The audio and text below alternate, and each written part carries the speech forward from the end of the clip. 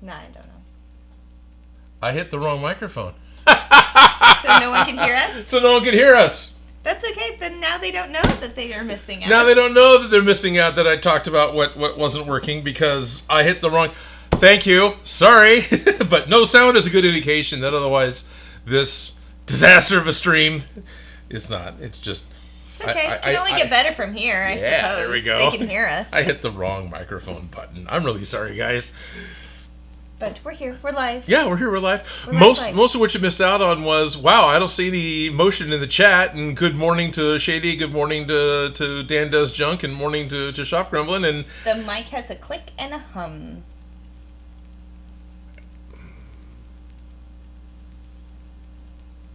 So...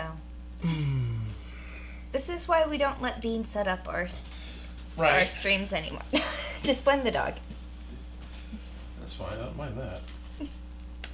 Your turn. Don't worry, we're only live. Right? I don't test this stuff without being live. So is there still... I'm trying to think if there's a... If you're hearing a hum, it's got to be a hum that's within the system. Because I don't hear a good enough hum in the room that the microphone would pick it up. Yeah. There's the heater next to... But we had that on last time. Yeah, we had that on last time. And that's about the only hum that's in here right now. That would bother Ivan, but... Right. I'm sorry, y'all. Any audio techs out there? Hi. We're 5 minutes into the stream, still trying to figure out what the heck it is we're doing. Neither one of us got enough sleep. Good morning, and welcome to the Odin Makes live stream. Hello, my name is Odin. Hi, I'm Felicia. And today it's a new year, it's a new stream, and we've already ran into all sorts of problems. One of the things that we've been talking about for a little while is what are we going to do when the Proton packs are finished? So, are the Proton packs finished? They're as finished as they're going to be until we find those V-hooks. That's pretty much exactly the right answer. They are about as finished as they're going to be. There are minor things I'd like to still do to the Proton packs. I'd like to make the cable that goes to the neutrino wand to be able to be removable more easily. You know, that's something we can just do whenever I get around to finding the parts. Ideally, I think at this point I'd really like to use something like an air compressor connector. Oh, those are fun because they pop. Yeah, but it'd be cool if we can get plastic ones that didn't weigh as much. Oh, yeah. Which I don't know if those exist. I wouldn't recommend them if they did for an actual air compressor. No, I wouldn't for an actual air compressor. But if they have it for something else, for a water connection or a pool connection or something.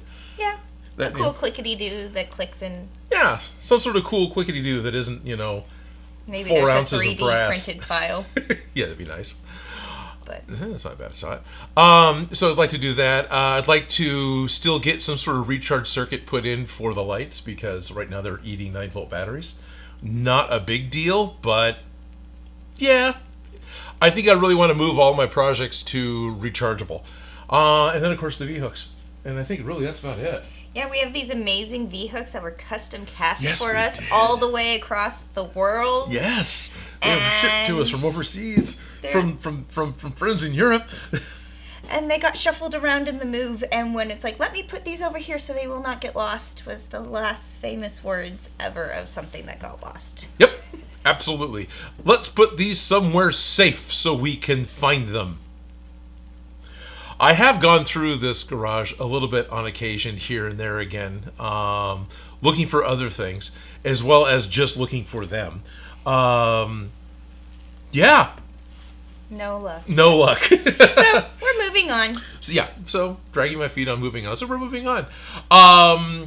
One of the things we talked about doing at length many, many years, many, many times was revisiting Mighty Morphin Power Rangers. Right. How many years ago was that?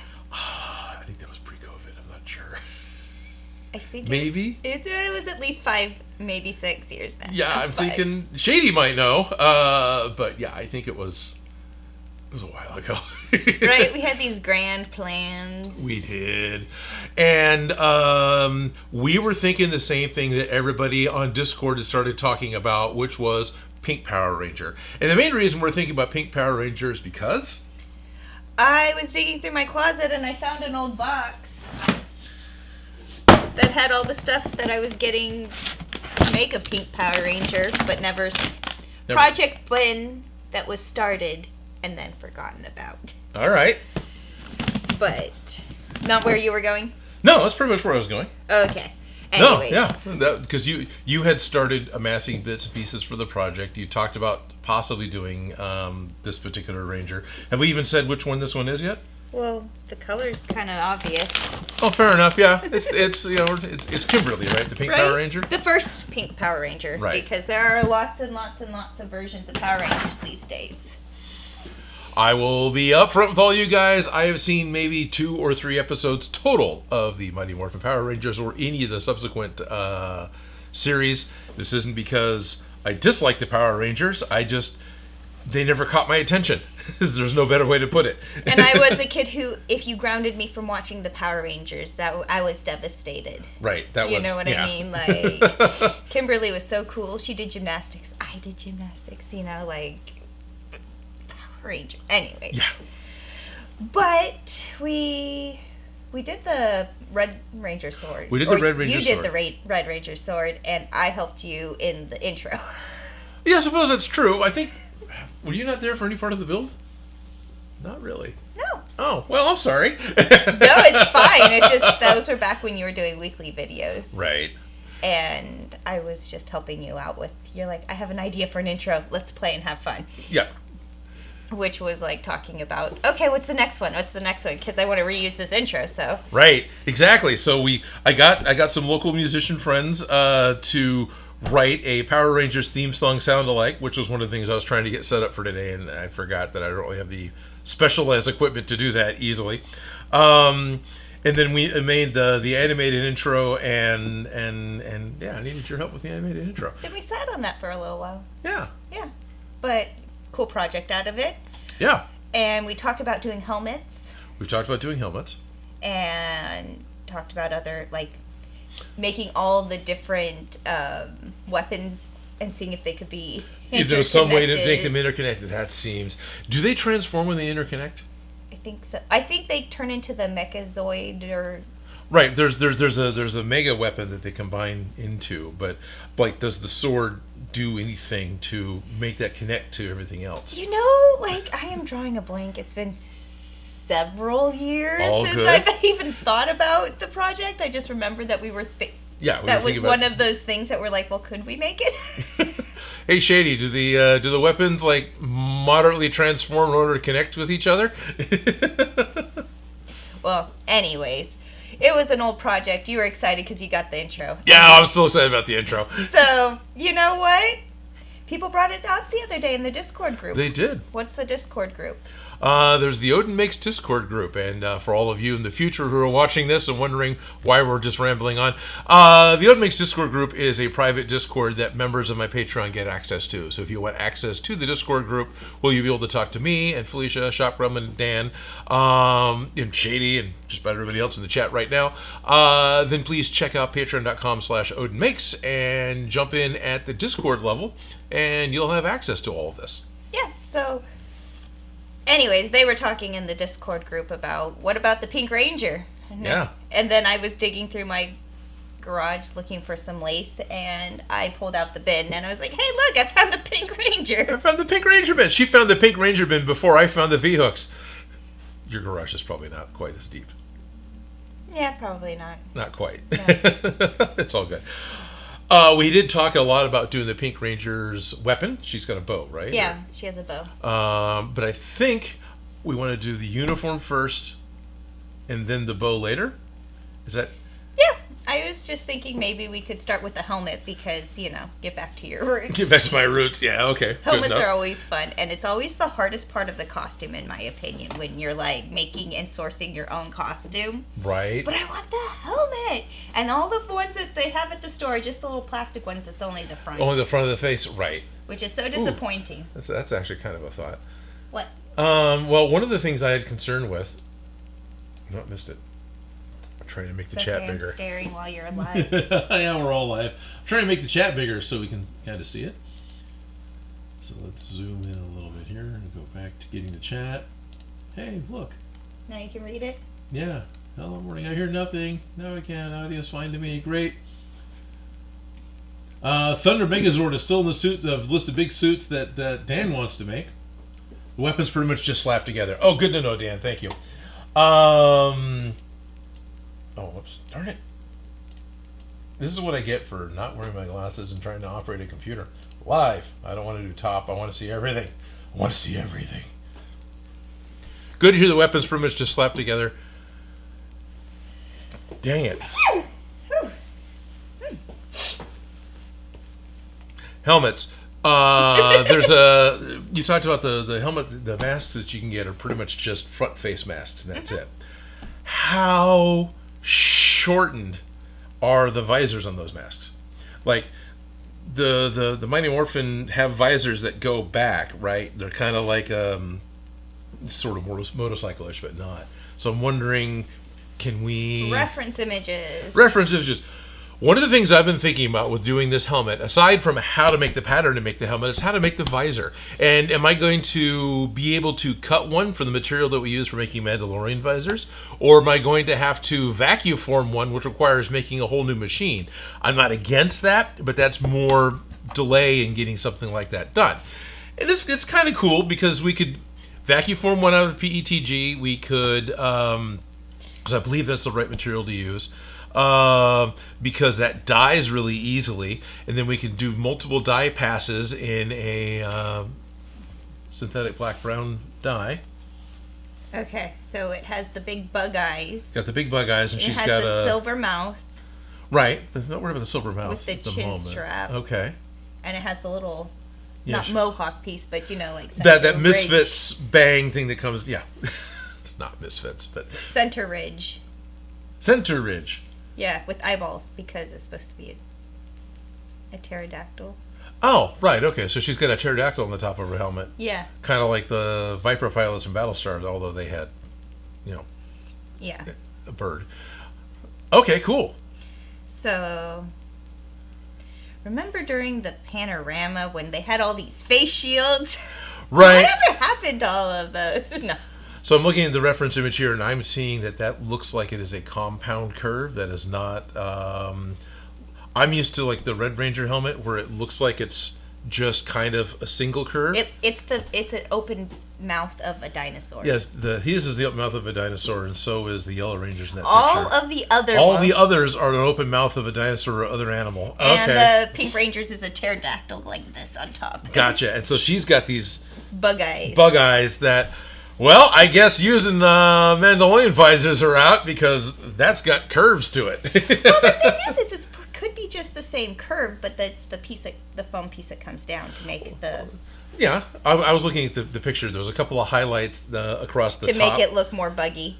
Yeah. Well, I think it's just studio lights that are reflect. Well, still maybe. There's a maybe in there, but I'm looking at it going, I don't think we can force. What do you mean?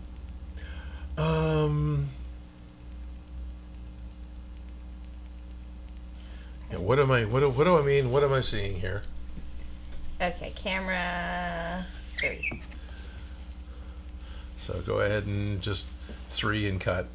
So what I'm seeing with this particular reference image is if the visor was just a curve that only went from ear to ear, it would make the top of the head more cylindrical, like a like a Lego piece, right? Instead, it appears to have a little bit of the helmet curve going on towards the top of the eyes, which makes it a compound curve. And so I'm concerned about. See, there's the. Yeah. Dinosaur mouth. Dinosaur mouth, I think, could probably get pulled off with just a single curve without having to be a compound curve, where it curves not only from ear to ear, but from chin to forehead. Spherical. Yeah, but that looks kind of slightly spherical. Which, anyway. We'll just have to figure out how to go about making that work. Right? I feel like that's going to be a definite challenge. Yeah. Helmets always a challenge. And so one of the things I was wondering is, we've always talked about how with cosplay it is perfectly acceptable to use something pre-purchased to help you do things. Oh yeah. So if we can get a Kimberly mask that has a reasonable size that's going to be close to what we want for her visor, and everything isn't scaled down to 75% to fit a child, then maybe that's a way of getting the bug eyes without Yeah. you know, And the silver lips. and the silver lips, which But yeah. this part of the helmet, you're like, Right. that part's the easy part. To me, it is. So what I'm thinking, just by looking at the helmet, of course, is foam, right? We're going to make the body of the helmet out of foam. The whole mouth can just be 3D printed because I don't really want to sculpt that out of foam. I could, I guess, but there's an awful lot of soft organics going on there. Buy a mask, like any of those party masks that you decorate for Mardi Gras, that is like has the full face. You could just take the lip part and just cut it off and stick it onto. It's possible. Anyways, there's a million ways to do anything. I would be happy to look at one of those masks and see how close the lips are. Right? If that makes any sense. Here you go. Here's a little kid's mask costume with just the front of the mask. That's interesting with the side view because that looks like it is just a single curve. Yeah. On that one. All right. Well, I may be overthinking it, which is something I'm really good at. Right? But, this is why we peek. This one, does it have a back of the mask? I didn't see yet. Lots of close-ups of the other pieces. Just the front of the mask. Well, that one had a curvature to it. So this is the $115 Amazon. The costume.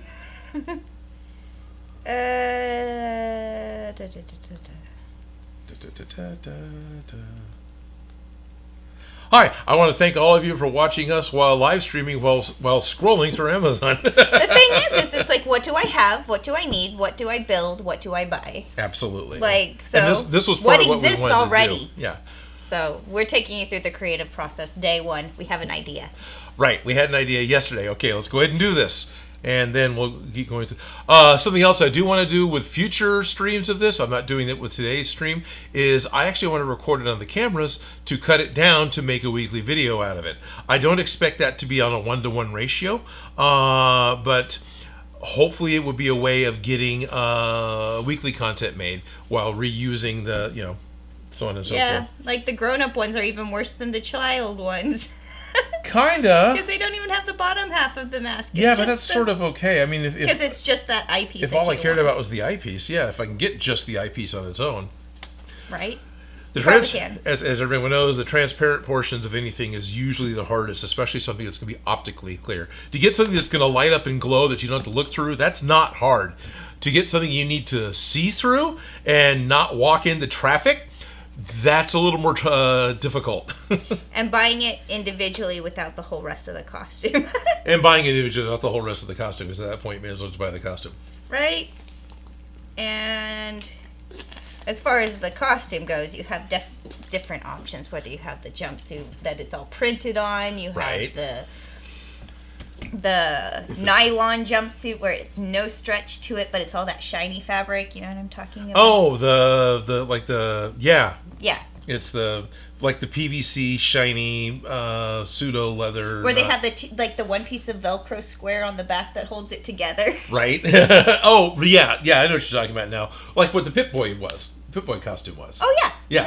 That turned into a vault suit. Because it's different price points of that that costume, so you know what I mean. Yes. And I'm thinking you're talking about pleather, but you're talking about the Oh yeah, no, and then they have that layer where you have that vinyl, the PVC.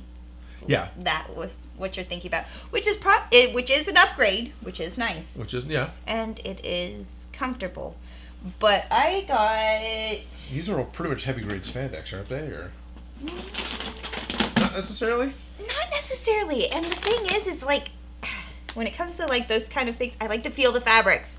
Like, I'm not opposed to all of those shitty fabrics. You steam out the wrinkles, they can pass, and they photograph well, so I'm not I'm not a complete snob. But yeah, it doesn't hurt to necessarily wear something underneath it, or right. like. Well, they had to in Star Trek. Yeah. They found that out in a hurry. So the first test shots for Star Trek The Next Generation, where they finally had the Roddenberry's idea of the future, which is the unitard, right? You've got the one-piece suit that's put on that. At one point, they were even in-universe talking about how they weren't clothes that were put on, but they were applied by aerosol. They were going to be sprayed on. Anyway, yeah, when you put on just a single piece, of spandex, all of a sudden you can see all the little bumps of the person's body underneath it. But working in a costume shop, you can appreciate the different qualities of spandex and stretch fabrics, because just because it's spandex doesn't mean it shows every lump and bump. No, but the ones they did, so they ended up having to wear two suits. They had an under black morph suit, and then they had their uniform on top of it. So everyone's wearing 2 layers of spandex, which would make it more comfortable, honestly. It would. It was also and a bit I've done warmer. that before. In fact, I have 2 layers right now. I have pants on, pants and a jacket underneath it. But the new fleece leggings they have right now that are it looks like you're wearing tights, but you're going out in the snow. How are people doing this? It's because they're fully fleece lined, but they don't look like they're fleece lined on the outside. Yeah. Okay. It's amazing. I love living in the future. We have warmth. Yes. And it doesn't show every lump and bump, but you can still have it spandex suits of the future. But nice. Also, buying things on the internet, you don't always know what quality fabric you're going to be getting. Right. So. I'm thinking we might be pegging. What do you mean? Hitting the ceiling with the microphone can handle. So I turned it down a little bit because looking over and seeing a lot of red on the mic, that was still pretty red, but it wasn't as bad. So I wonder if that's some of the popping as the microphone is just being overdriven. Anyway, sorry. Living in the future is great. Yeah, so looking at starting a suit, I was do I want a spandex one? Do I want to upgrade a morph suit like you were talking about? What's a morph suit? It's a brand of suits where they have the head covered that are usually sold in bright colors as a good base to start a lot of costumes off of, because pattern drafting of it's a full body spandex, everything from toes to fingertips to a little hood that goes over your head that can all be integrated, and you can see through it and you can breathe through it. And morph suit's a brand name. You can get all sorts of ones now. But that's what we're talking about when we say morph suit. Just jargon, Yeah, jargon. If you go look up, for those of you who have no idea at all, if you go look up the guy in green, there's a YouTube channel where they're making fun of special effects, and you've got the guy wearing a green morph suit to be chroma keyed out, and that's we used to have one of those at Smosh that we would use all the time. That was fun to play with. Right. Sometimes you'd use it intentionally to be keyed out, and sometimes it was for the joke. Right. And I still think that is a perfectly acceptable cosplay piece. In all honesty, if you were to cosplay as Furiosa from Mad Max Fury Road, she's missing her right arm, and she's got a steampunkish wasteland gear that's got 2 fingers and a big open piece with pistons around it.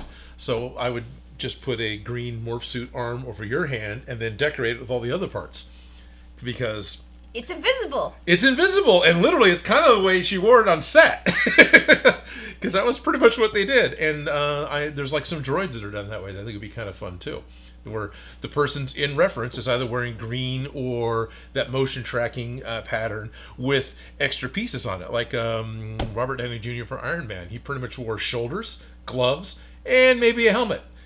Everything else was added later. Right.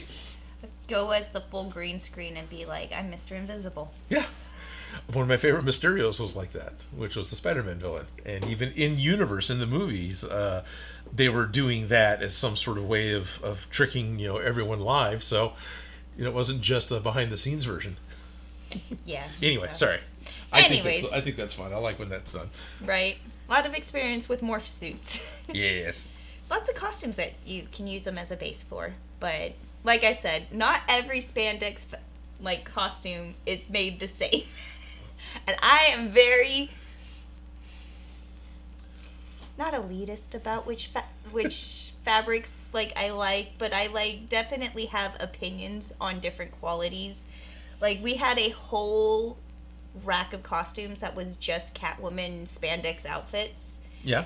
And a lot of them were that nylon that had no stretch or spandex actually in it, and it just didn't drape. It didn't look good.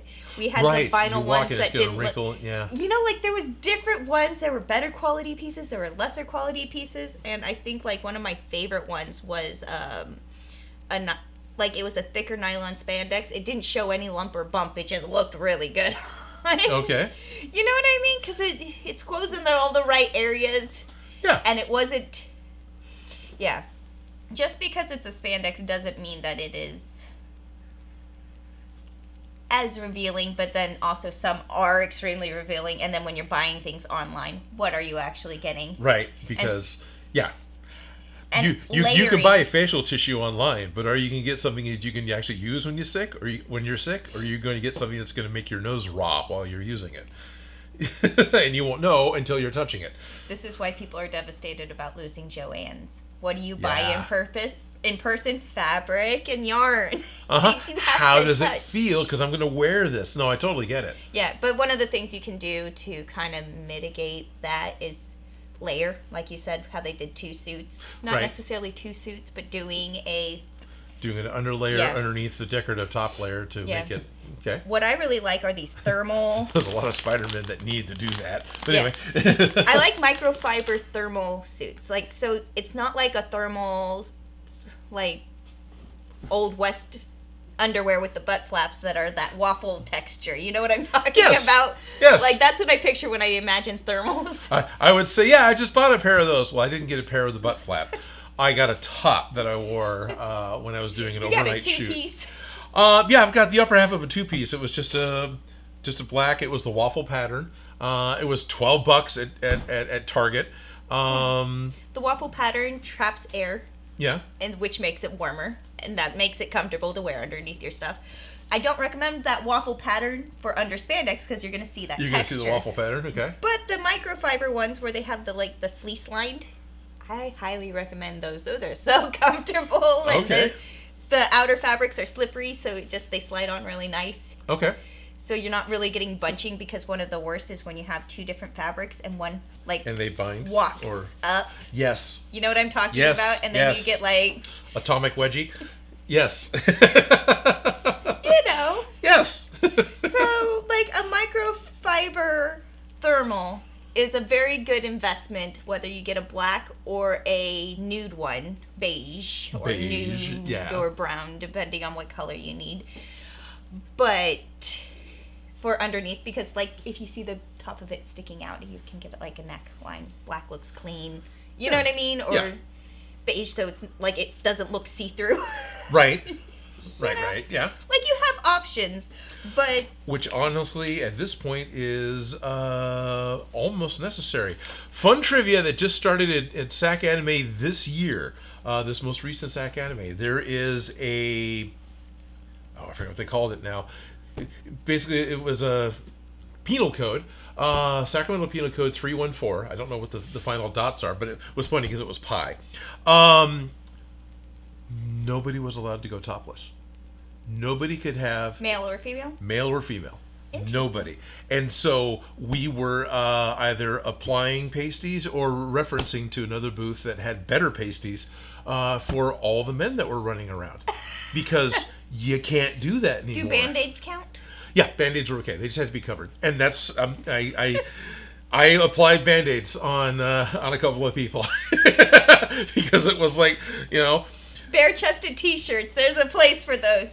Exactly. And so the nude things would be a way of getting around that. I've seen some really old werewolf costumes that basically had that type of a suit with extra hair on it, but they were covered. Oh, yeah. Right? So I did that would be for fun. Little Mermaid. I just had a nude top that I sewed the shells to at one point.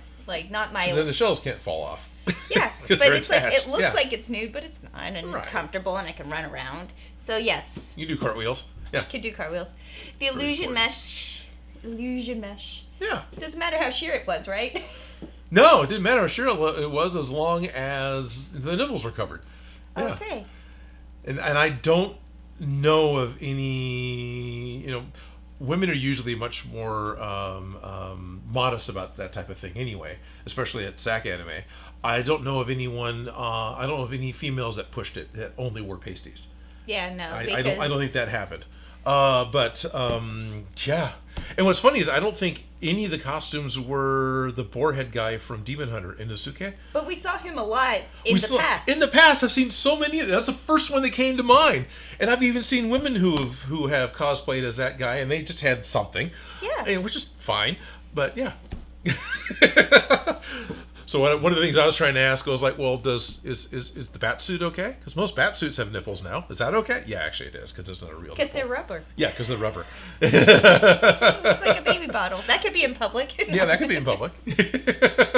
Yeah, but anyways, I got a thermal suit for the base of it because then I didn't have to start from square one. That's awesome. And Sorry, it has, I keep sidetracking you. No, it's okay. This is the whole point. We're figuring it out. But it comes with pants and it comes with the top. Okay. It's an elastic waist pant, but you don't see the elastic waistband because the shirt is long enough to be a skirt. Long enough to be a skirt over it, and she wears a belt. Yeah. Doesn't she have a belt with a morpher on it, right? Yep. Yeah. So the hard part of figuring it out is done. Okay. It's a nice thick stretch knit. So is this... That's thermal lined, which may not be the best for a summer con, but it's not going to be too revealing and uncomfortable. So it's going to give you a smoother exterior look. Yeah, right? so which is good. If you want to wear it underneath a pre-purchase costume, or if you want to modify it into a costume. But is this particular thing still available on Amazon, or has this been in your garage for so long? It's been in my garage so long, but the fact is you can get you still can get this a microfiber thermal set. Okay. In hot pink. In hot pink, all sorts of colors. Right, you can get it in all the colors, and if you can't, geez, what's Amazon doing? Fair enough. Right, but yeah, no, this is what I got a long time ago, a few years ago, so price points have changed, that's for sure. Right. But I also got fabric to add the appliques. Okay. And this is a heavy grade. It's a four-way stretch of some sort. This isn't necessarily spandex, but it's a cotton. It's a cotton spandex mixed or something. Yeah, it's a cotton stretch knit that is just some scraps, but it's big enough scraps that it's thick enough, and it's not going. It doesn't have a different stretch where if I sew it down, it's going to be like. Right. Because she's got the Harley Quinn diamonds or whatever, right? There's the center diamond, and then the 2 diamonds that go into the armhole. Okay. So they follow the armhole. But I figured we could still applique them on the top. Or we could cut, I don't think we have to cut them and put them in. No, I don't think you do. Put them on top. I think you probably can. Yeah, I don't see. Yeah. Yeah. I mean, not obviously. I would assume the originals, they were cut and put in, so it was one layer, but I don't see why you can't. Yeah, you can do it that way. We could still do it that way. Whatever you're comfortable doing. Have to. But I figured we'll figure that one out. But I have fabric that we can make the diamonds. And then she has the belt, the helmet, and then the gloves. She's got gloves and boots. Gloves and boots. And I now know how to draft gloves. Which is good, because you probably want to draft the gloves. Boots we can probably purchase. Oh, I already have the boots. Well, there we go! These ones are my Princess Leia boots. Oh, yeah, okay. Because they have no heel. Yeah. Because, go-go boots don't, you usually buy them and they have, the heel. The big go-go heel, yeah. Yeah, so I got a pair that didn't have them. Nice. They probably have seen better days because Well, you've just worn them, that's fine. The vinyl is cracking. But we can do boot covers. Yeah, no, that's awesome. So. Yeah, because they don't have any flare pieces or anything, right? They're just a straight calf boot. Yeah, they're a white boot, no heel. No heel, right. No, can't do carpal no Western heel or whatever, yeah. Right? The flat go-go boot. So we could do a cover, but we could also just, if we really wanted to, paint the diamond on it, because those ones are on their way out. The vinyl's cracked, whatever. Fair enough. You know what I mean? It's a costume. It's fun. We'll see when we get there. Okay, cool. But head, shoulders, knees, toes, and then gloves. So gloves, and a bow. Well, the belt, morpher. There's the morpher. So the costume, the hard armor costume pieces, is pretty much helmet and morpher and then bow. The prop portions, right? Mm-hmm. And so, yeah, I could see helmet. Hadn't put a lot of thought into the morpher, but I'm not too worried about the morpher. Right. Because it's kind of... a belt buckle? Yeah, it's an elaborate box, isn't it? Basically. And even the coin, which is a little harder to get hold of. Did you get sent those? I think I got told I could get sent those. I feel like we've opened those up before. Maybe. If we did, they're probably right next to the V-hooks. Right, somewhere in the existence. I swear I didn't get rid of them. They're safe. Right. So the coin I do have issues with. So yeah, so the big pieces for me is pretty much coin and visor. And it looks like we've already seen a couple of visor solutions. Like, I'm not against making a vacuum form to make the visor, but if we can buy one for $20, that's cheaper. No, there's the idea that, well, the vacuum form machine that we do other things with, we make droid eyes with and stuff, which would be pretty cool, but...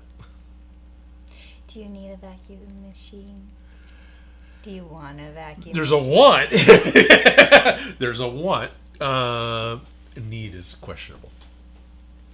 Right. Didn't they used to make, like, children's vacuum machines? They did. There was a couple of toys that was basically a little vacuum former where you would make monster pieces or whatever or something. And some of them, I think, you'd even effectively make a mold and then turn around and pour a gelatin into that you could then eat or wiggly or whatever. But it was all of it. Yeah. Like, those sound like fun toys. Can I get one of those for Christmas? They are fun toys. And something like that would open up a lot of stuff with the Power Rangers. Again, we could just, if we needed to, we could just 3D print the mouthpiece. But if you want to keep this light and have a lot of space inside for the person, we can still do it with 3D printing, though. Then you could make a puck to make the vacuum form portion of the mouth. I do not know if that particular piece is universal for all 5 of them, or if the female Rangers have a slightly different mouth. Like if than they have the girly Rangers. lips versus the boy lips. Yeah, which I don't think they do. I think they're just... the reference image we were just looking at. I think they're just generic. I think they're just because that one looks just standard. Just the same, yeah. Yeah. Yeah, no, not they... Her lips are manlier. Looks like that one's just on a silver headpiece. It didn't look like it was connected. Like that one's connected. Yeah, no, I know. These are just the lips on the Blue Ranger. He right. has very dainty, soft lips, and then the Pink Ranger had these big... have super manly lips, but we can also, with the picture I'm seeing, there's a void past the mask, and I can see the background between the silver here and... Anyway. Yeah, so, Yeah. Beats store-bought, making it homemade. But we could also take, like I said, Mardi Gras masks, the blank ones, like just the plain white mask, and then use the lip probably part. Work just fine, yeah. Nose. There's no nose. It's just the lips, and there's silver. I think it's just, it's like just right here, isn't it? It's just underneath the nostrils, yeah. Yeah. Now I'm wondering, what is there nostrils? Nope, no nostrils. Because you have the little things on the lips. Okay. So yeah, you've got that. the cleft or whatever. That little. I used to know what that was called. And the motorcycle helmet, it looks like, stops right under the nose. Okay. So it's like all eyes from like here to here, and it's a pterodactyl coming down in the center. Right. With eyeballs. Sometimes I like looking at the toys because it's like, what do they think that? Yeah. It looks like. Does that make sense? Like. Right, and also while the toys are humanoid, will it fit a human? If you were to blow it up. Anyway. Yeah, but also sometimes it's like, when the Lego makes their version of it, what do they break it down to the bare minimumist of you get that it's that character and you still, clicks. Correct. That is a real thing to look at is what are the bare minimum pieces needed for recognition. Mm-hmm. Yeah. Because, it doesn't have to be perfect. No. And you might remember something this way or that way, but it's... I do it all the time. Yeah, so sometimes just looking at the toy reference makes you go, okay, yeah, people will get what it is. It's close enough. Yeah, it's close enough. If you're recognized in your cosplay, you have a successful cosplay. 100%. 100%. That's about the only real bar that I would shoot for, is that if you're recognized, you got it. Right? But then sometimes I'm like, but the color's off. But the thing is like, I saw it was that color when I bought the fabric. Right. and I thought it was that color, but then I come home and I compare it to the thing, and I'm like, well, now she stepped out of the shade into the sunshine, and it's a completely different color in the cartoon. You know what I mean? So exactly. Lighting and painting does a ton of stuff to costumes. Behind the scenes, all the aliens suits. James Cameron knew that all these things are going to appear in the shadows and in quick cuts, and they were going to be behind smoke. So those aliens suits were painted poorly by our standards. They were slapped on with a yellow ochre highlight on all the black and then a bunch of goo on it, and they were not painted well at all, but you saw them so quick. You would pick up on the colors and the shapes, and then they would go away. But in person, no. I think the effects guys, I think the suit makers at the time of doing it were concerned about how this was turning out when they were following his directions. It's like, no, that'll be fine. That's all we need. And I get it. Yeah. And sometimes it's like, before I jump in to fix a costume, I peek on camera. You don't even see that. Right. I'm not even going to mention it.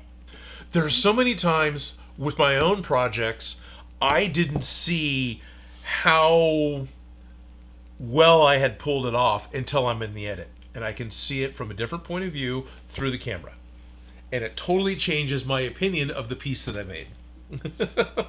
Oh yeah, sometimes I will take a picture of what I'm working on and look at it through the camera lens, right? And it changes my opinion and my thought process as to opposed to looking at it in person, if that makes any sense. Because looking at it on the camera versus you know, like when you print out your essay and you find all your spelling mistakes or your punctuation mistakes as soon as it's printed on your, you know? Yep.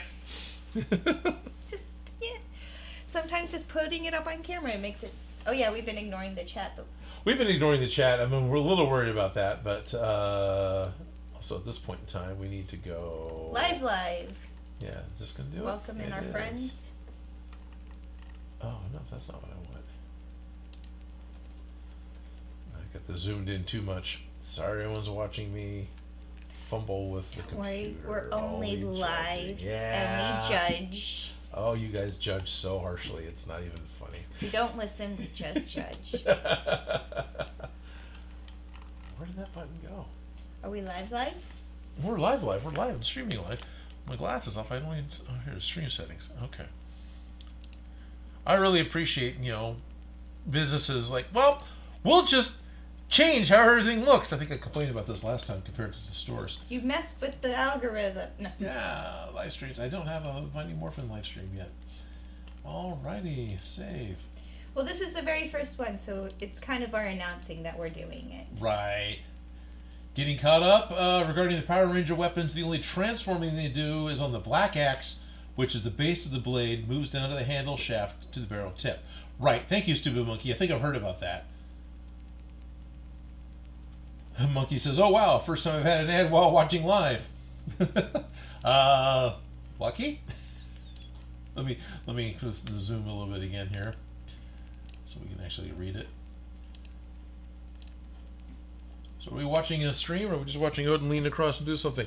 Hello everyone, it's noon. I'm not sure if anyone new popped in, but at this point in time, especially letting all of you in the future know, welcome to the Odin Makes public portion of the Odin Makes live stream that happens on Sunday. Yeah, I'm messing that up pretty badly. Hi, I'm Odin. Hi, I'm Felicia. And welcome to the public portion of the Odin Makes live stream. Something like that. Right. We're trying. We're going to get a lot of questions coming up soon with, hey, what happened to Ghostbusters? Did you notice our new graphic? We are trying, deciding on what is a new project we can do. What is something new that we can do until the final pieces that we need for the Ghostbusters are actually ready to go. Like, we mentioned this in the beginning of the stream, but wrapping up really quick. Still haven't found the V-hooks.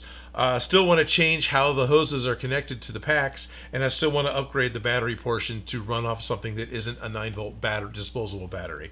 But those are all upgrades. Other than that, we're done. Considered it done. It is show worthy. They've been to multiple shows at this point. Right? They've been repaired. If they need to be on screen, they are screen ready. Yes, they're screen ready. That makes sense. Like, just don't show the V-hook portion. Yeah. To the point that I feel, what is it? validated that a number of local Ghostbusters have come by and looked at the packs and go, that looks really good. And then they pick it up, holy shit, that's foam? So it's like, all right, I think we're fine. And then it's always the fun of, oh yeah, and it does this thing, and you pop the button and the thing swings open, and everyone goes, oh! So I really want to thank all of you who suggested that was the right idea to do, because that was the right idea to do. I like it as a functional backpack. Granted, the storage sucks. The storage sucks, yeah. You could get a water bottle in there, a can of soda, and some snacks. Yeah, you can totally. Snacks are important, people. It's very easy to change the battery. Yes. Like just opening the whole thing up, it's really convenient, and I'm glad we did that, because it's like, if we were going to do it, why not do it on a full piano hinge? Okay, and so we did. Yeah. So we're talking about how to do Power Rangers. What we want to do is, Felicia and I were talking about how much fun it was a long time ago in the live streams to do the Wonder Woman costume. And one of the goals with that live stream series was to build a piece and episode. Now, I don't think we're going to pull that off with Power Rangers, but we want to have a start and a finish. We want to have a start and a finish, and we want to have we're working on this piece and get it done as quickly as we can. We're working on this piece and get it done as quickly as we can. Yeah. And get a finished costume. That's going to encompass multiple techniques of doing stuff. We're going to have, some 3D print stuff. We're going to have some foam stuff. We're going to have sewing. We're going to have something I'm not even aware of yet. Right? We have an idea. Yeah. We have a journey we think we're going to be taking. We'll see what the actual journey is, Right. But it'll work out. But we're going to go piece by piece, and we have good starting spots. And yes, because thankfully, like the Alice packs and me with Ghostbusters, you've been, even before we did the Power Sword, you were storing stuff for... Yeah, I had that. That was comfortable. Yeah. Mm-hmm. Yep. Cool. So, let's see. I've been ignoring the chat. No, let's definitely play with chat for a little bit, and then we can talk. So this is going to be a lot of talking on this stream. There's not going to be a lot of actual doing. Because we're just planning. So, any input on how you would do it, there's a million ways to do anything, right or wrong. Absolutely. Because she and I talked yesterday about, hey, we need to do a stream tomorrow. Are you available? Do you want to do something? Sure. What do you want to do?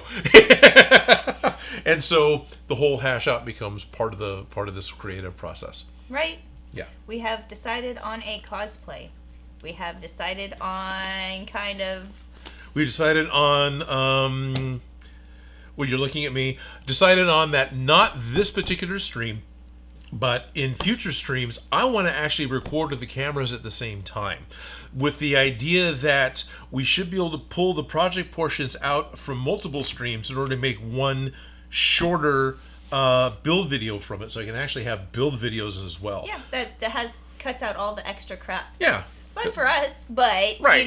You want to see the project get finished. Just want to see it get finished. And then, if I need to, I can add in some video on something like that to bridge something that's missing, but, Emmy award-winning editor here. I'm sure he's fine. Thank you. Right. But I don't expect it to be a one-to-one. We're going to have a live stream, we'll have a video. We're going to have a live stream, we'll have a video. No, we're going to have like 5 or 6 live streams, then we'll have a 15-minute video. Because honestly, when I wasn't doing weekly build videos, I would go for... I think the longest I had was 26 or 28 hours of raw footage, right? And it was longer than that for building. That was just what I recorded. 5 cameras. Well, no, that was layered. 5 layers deep. No, I know. That long. On top of that, there are... So multiply it by 5 cameras. So that much footage. Yeah. Times 5. Times 5. And then, for those of you who don't know, Adobe Premiere has a limit of 24 hours on a timeline. You can't go over 24 hours. It just hits 0 again. Maybe an update has changed that. But when I was doing this a few years ago, that was a limit. So I actually had to have a separate... I think I broke it in half just to make it a little bit easier for the computer. But yeah, it was like part 1, part 2.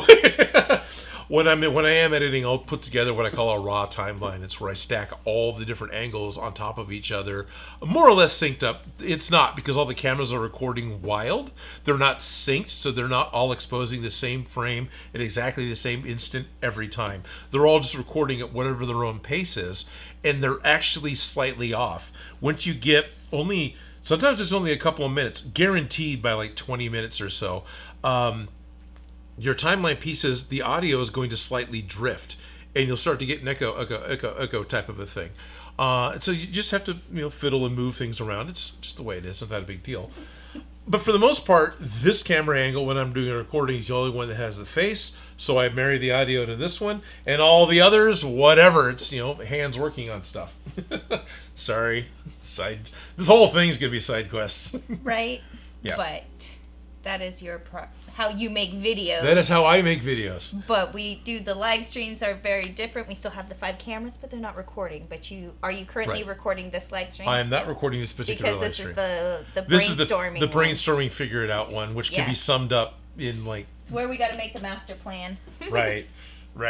So if you're to do the helmet, where would you start for the helmet? Just for the pattern? Fair enough. What would you do? This was the body of the stream that I was expecting. Because I'm open to other people's ideas as well, right? To explore different ideas.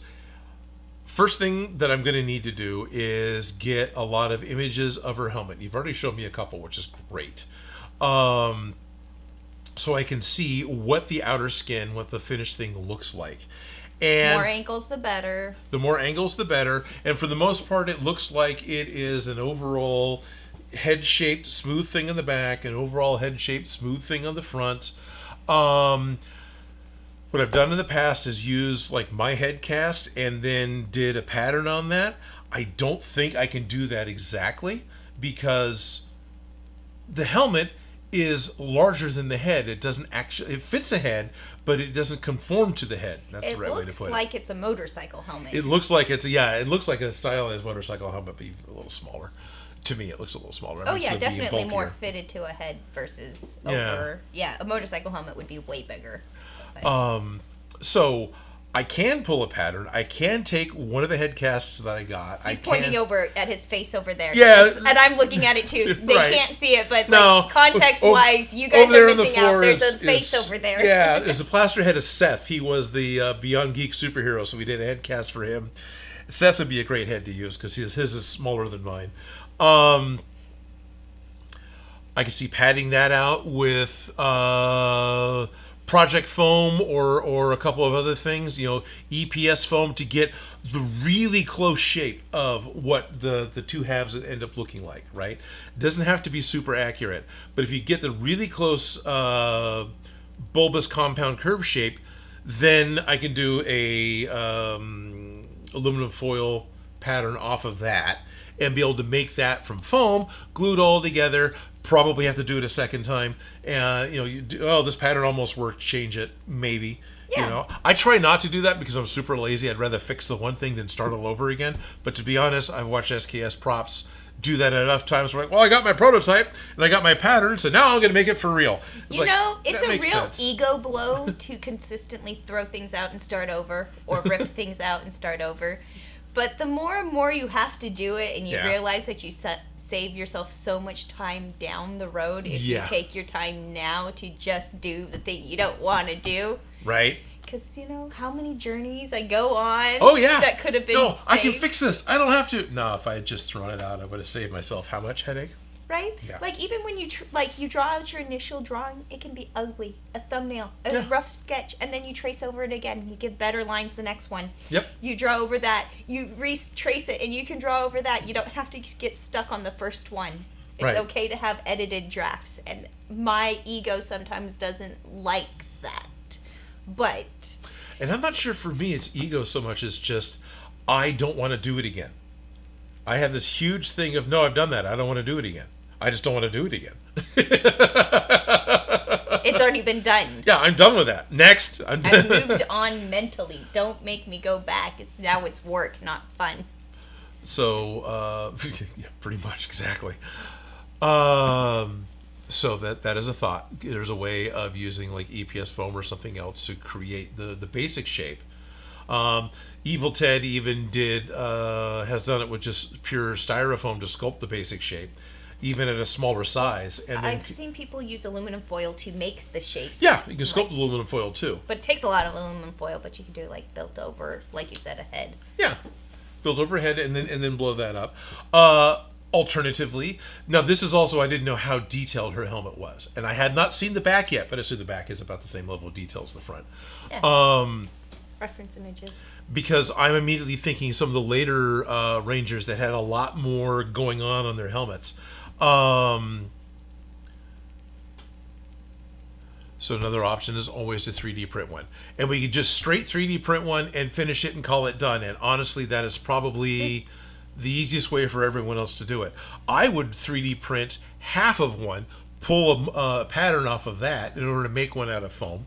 So I would 3D print a reference, create my pattern from it, and then redo it in foam, just because I like foam and that's the way I want to do it. A foam helmet. It's lightweight, it's comfortable, it's not going to crack and do something stupid if you drop it, usually. Right. Knock on wood. Right. It really doesn't. And, you know, I want to go down the foam road because that's the material I really like using.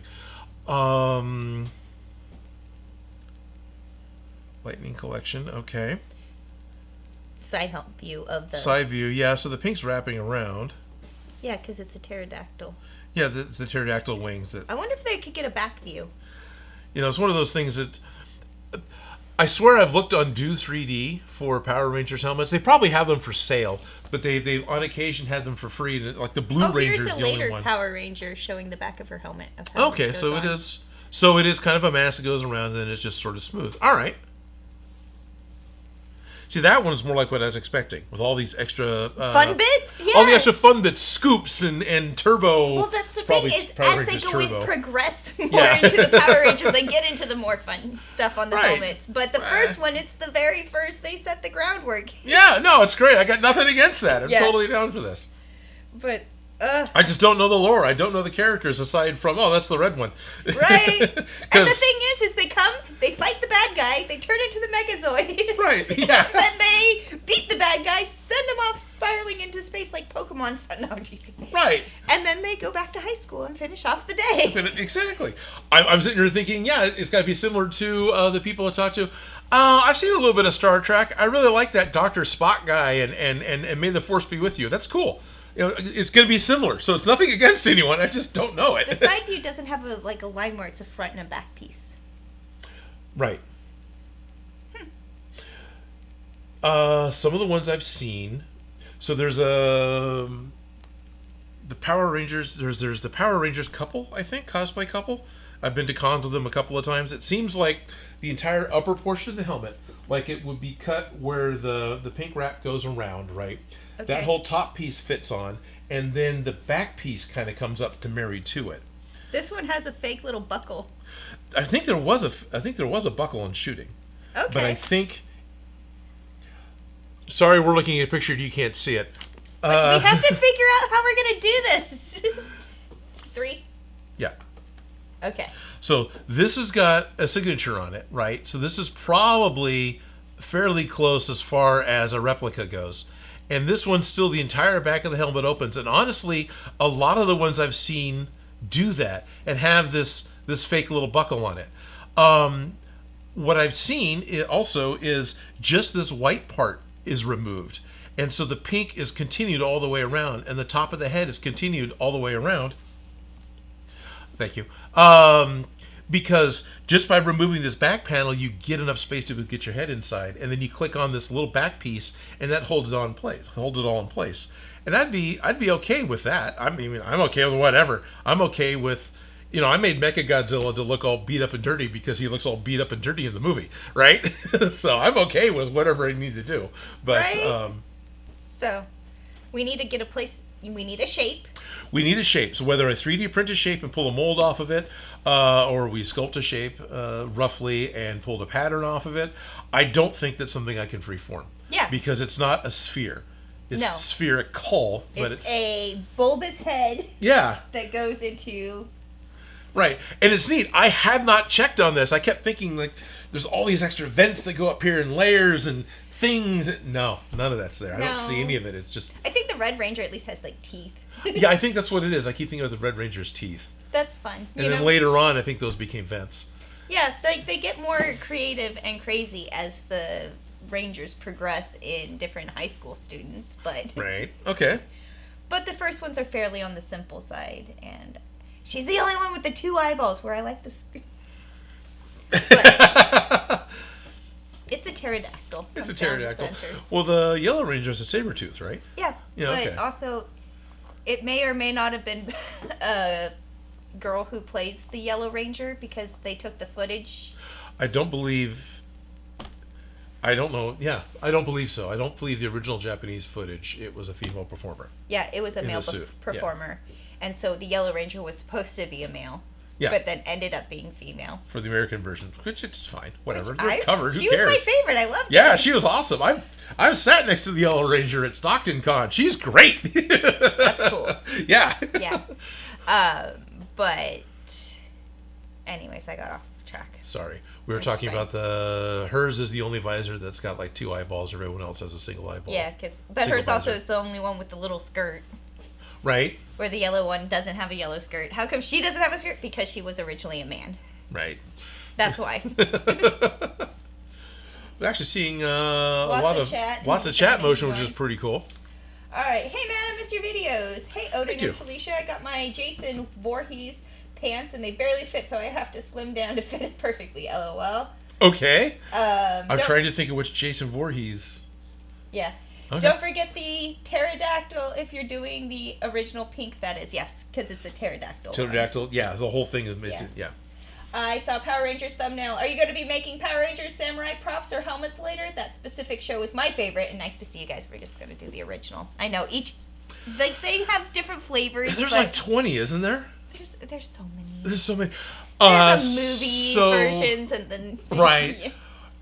At this point in time, I've made one prop for Mighty Morphin, and even though you guys haven't seen it right now, we've got a fun intro for Mighty Morphin, and it's the first one. So, like, if I wanted to build a Star Trek prop, I'm going to be really drawn towards the original series.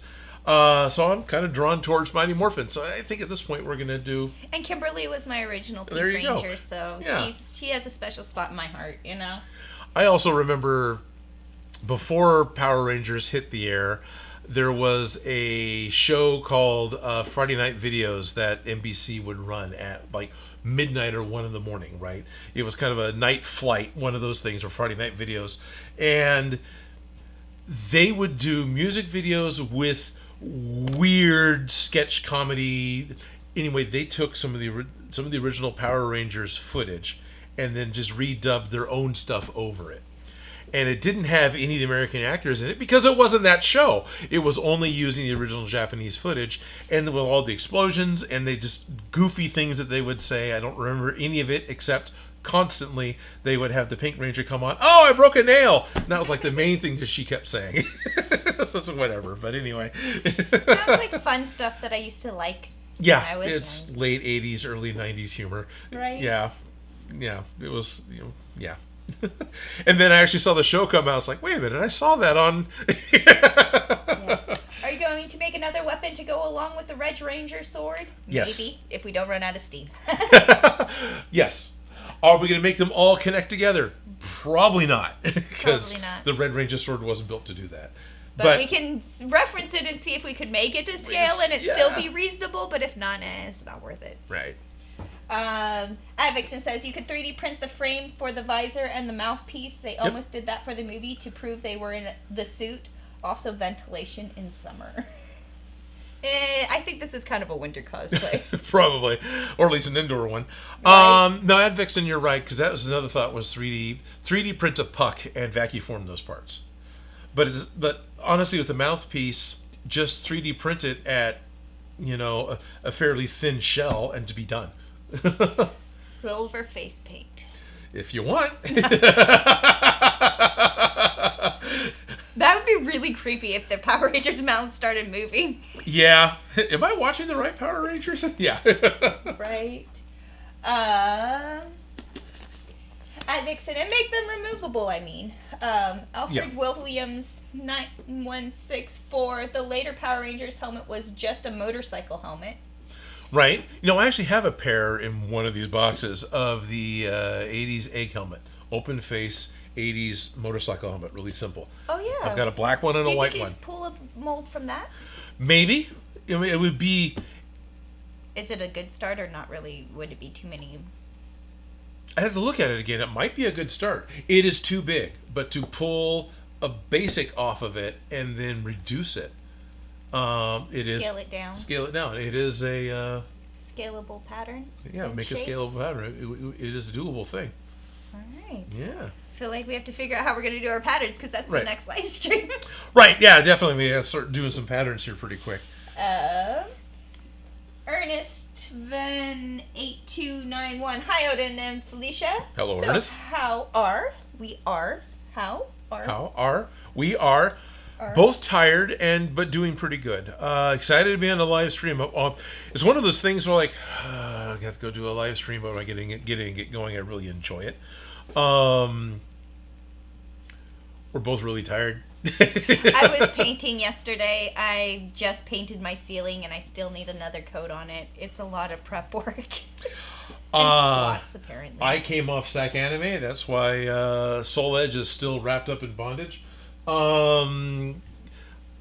So immediately after an interesting Christmas break, did SAC Anime, which for me was like 4+ days of work, and then I immediately went down south to go do more shooting, and I've only been back home for like 2 or 3 days, and I'm still not done, recuperating from all that. Right. Dan Does Junk says, I can give you my Lego motorcycle helmet pattern. That'd be cool.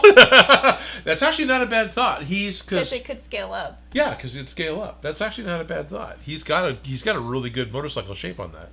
Jeremy Dunn, 741. What are you working on, Odin? Hello, Jeremy Dunn, 4th of July, 2011. It's not 11, though. It's only 741, right? Yeah, so that's not it. It's 741. Could be July 4th, 2001. We're working on figuring out what we're going to do next. Yep. Ralph Mork. Oi, good day, Odin and Felicia. Yes. And chat. Ralph. Hello, Ralph. John Card 3794. Hi. Hey, everyone. Ernest Van 8291. Hi, Odin and Felicia. I think I may have already read that one. You might have. Dan Does Jump Card. says, Okay. Question for Felicia. Have you ever had to pattern 3-fingered gloves where the index, middle are together and the ring and the pinky are together and the thumb is separate? Yes, like Mickey Mouse kind of a thing. Like Mickey Mouse or turtle gloves? Yeah. Oh, okay. Yeah, I've even done 4-fingered gloves. What's awesome is I'm listening, read through it, and immediately do like all the wrong combinations. Oh, it's this. Okay. Right? It's this is the combination you're looking for, turtle gloves. It's the first thing that comes to mind is turtles. Yeah. Ninja Turtles. Yeah. Yeah, that's doable. I feel like we could probably get gloves easier than it is to make gloves, but it might be fun just to show people how to pattern for gloves because why not? What were the finger orientation of the putties from Power Rangers? Were they 5-fingered villains or were they 3-fingered villains? I assume they were 5-fingered villains. I assume they were just too, wearing but gray suits, and there was just gray Morphe suits. Okay. It looked like to me. The Foot Clan from Turtles might have been, but yeah, I don't know. Advixen says, and White Ranger was originally a kid. Sabin then did it for the Blue Turbo Rangers. Okay. There's a huge rabbit hole to go down with Rangers lore. Yeah. I remember talking to one of the guys that helped, was with Smooth On, with some of those guys that had to, oh no, it wasn't Smooth On, it was Bold Life. He had to go through and help clean up 20 years worth of, or 20 versions different worth of the Red Ranger helmet. And some of them were original shooting helmets that needed to be cleaned up for a display of the progression of Red Ranger helmets. That's cool. Yeah, that was really cool. He talked very highly of that project, and again, trying to get them all done. Right? Yeah. Fun problems, right? Right. There you go. I'm gonna skip ahead because things just jumped for me. Oh, that's great. Thank you all very much for tuning into a live stream where we're primarily talking our way through problems and trying to talk back to you. I appreciate all the interaction that we get, and it's a huge draw for me to do the live streams. All right, I'm going right back up to all the missing stuff that I missed. Okay.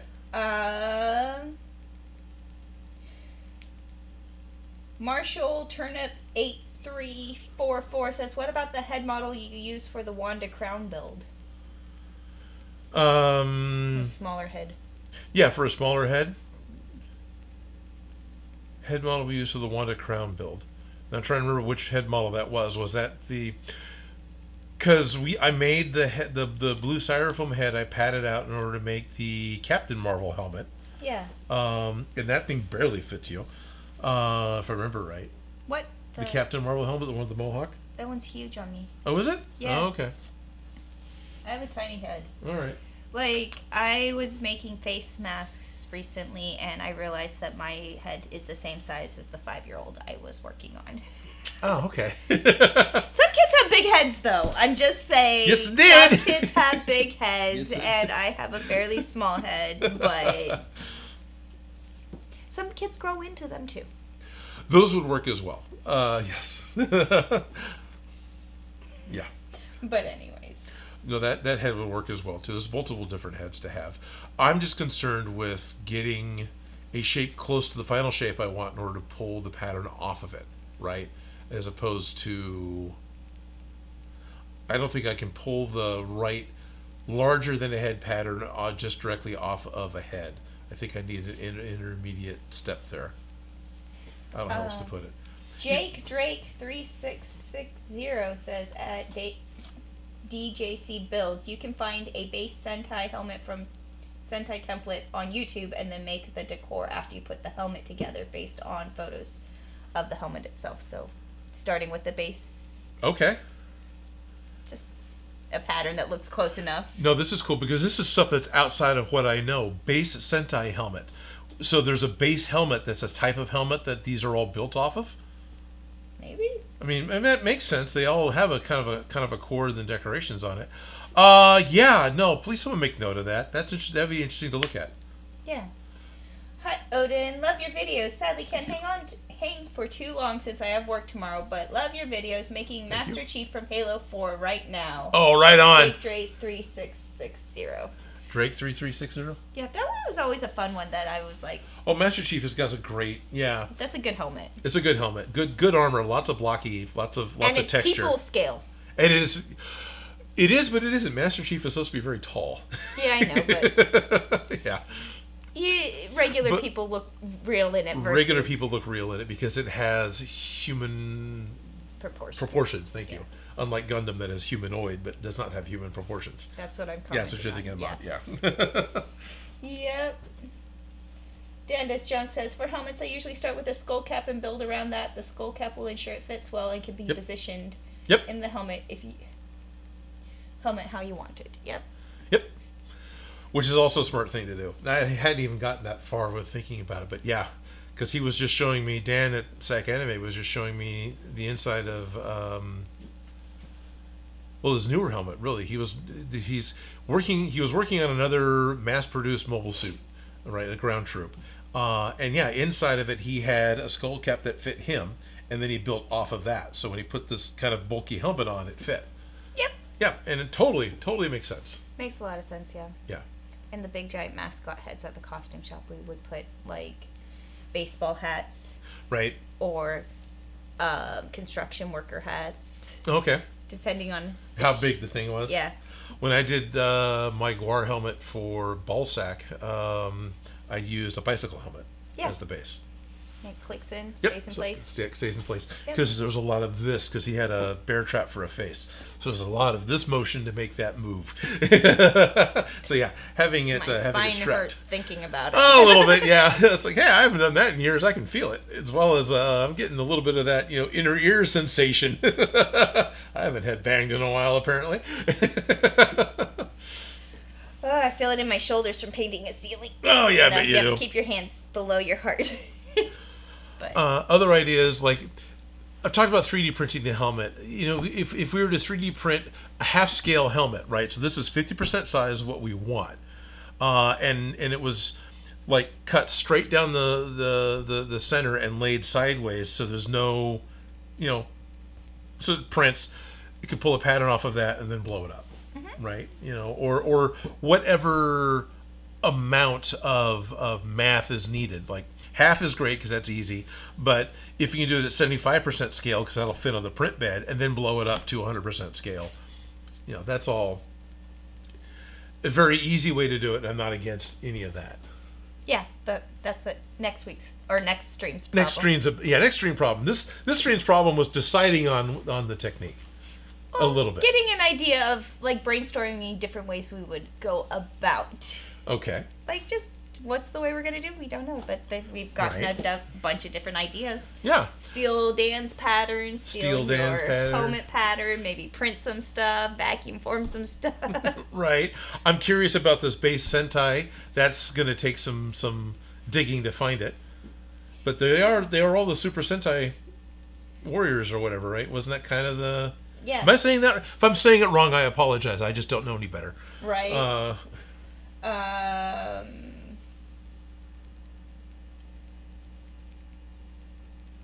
Sorry. It's okay. I'm catching up. You're fine. I'm nearsighted, so I'm sort of looking at the Alfred Williams 9164 says, "Forgot to say hi to you and Happy New Year's and yes, some of them are from the Super Sentai from Japan."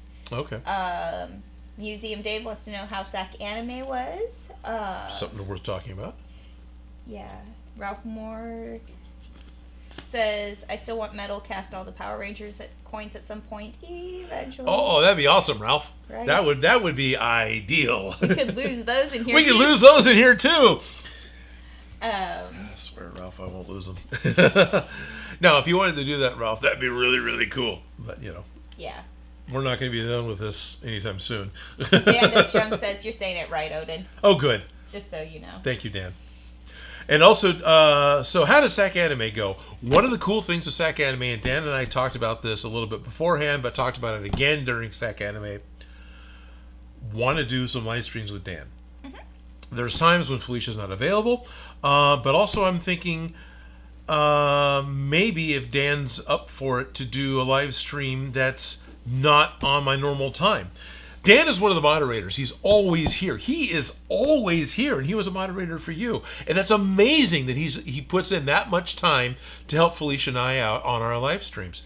So if he's actually going to be on set during my live stream, then maybe a lot of those we can do as Discord only. So it requires less moderation, and Dan can just kind of enjoy himself.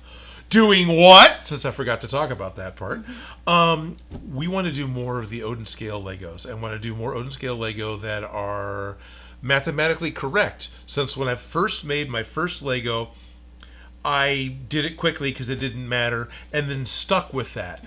It still works as single pip pieces. But if I end up making those Lego bumps on the correct scale, 1x2, 2x2 tile, now the bumps don't allow the thing where you're able to take a plate and vertically put it between the two of them, right? Their spacing isn't right. So to correct for that, kind of have to redo from start. And I like the idea of making large-scale figures with Dan and making some large-scale piece-built space robots specifically with Dan. And I think that would be really cool. And I think that would be a fun live stream thing to do that could then be edited down for a regular video. Anyway. Plans. So those are the two big plans that I have for like this year is trying to do that, because last year's, hey, this is a lot of fun, I'm going to put more videos out, sure as hell didn't pan out. Sorry. But the body doubling of having someone else show up is huge for me. That helps me out a lot. So hopefully, if I'm doing stuff with you and doing some stuff with Dan, then I can get some stuff put out. You can get more content going. I can get some more content going. Yep, get back into that creative. Yeah, and there's other things that I have interest in. The first time I saw the Predator Badland trailer back in September or whenever it was when it dropped, I saw it in the theater. So probably for Thunderbolts, when the hell that came out. What was that, July? There's that shot in the trailer, which is dark and misty, and he turns his sword on. And it doesn't just light up like, because the cutting edge is like this red glowing thing. It's a thermal sword of some sort. I haven't seen the movie yet. It doesn't just light up. It actually kind of unfolds and lights up. Ooh. Yeah, it's like, oh, that's really cool. And what was fun was I had that feeling again of, oh, that's really cool. I'd like to make that. you know, as opposed to, oh, I probably should make that. There's a difference, right? Mm-hmm. Anyway, I didn't get around to it. But yeah, so I need to. But getting excited again to build. Getting excited again to build. Talking with Dan about Lego pieces gets me pretty excited. I've been putting thought into that again in the background, you know. Yeah. Mm-hmm. I'll be honest, I'm more excited about large Legos than I am Power Rangers, but Power Rangers is really fun too. It's my interest. It's my hyper focus versus what's not. Yeah. Right. But we're gonna do a helmet. Gonna do a helmet. We'll start patterning a helmet next live stream. Yeah. Okay. I like that. Helmet, and then like the rest of it, I know I can throw it together. Really. Right. Like it's easy peasy. It sounds like fun. Yeah, and even. The morpher doesn't feel that hard to me because it's just the belt buckle, right? The entire rest of the belt's just a big white strip.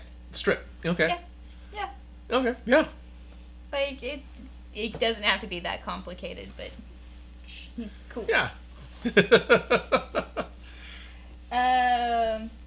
Advixen says, how about the power coin? Are you going to resin or 3D print the coin? It was, back when I did the Red Ranger, it was really hard to find a 3D print file for the Morphin coins. I could find some really crappy ones, and I could find ones that were 2D and ugly.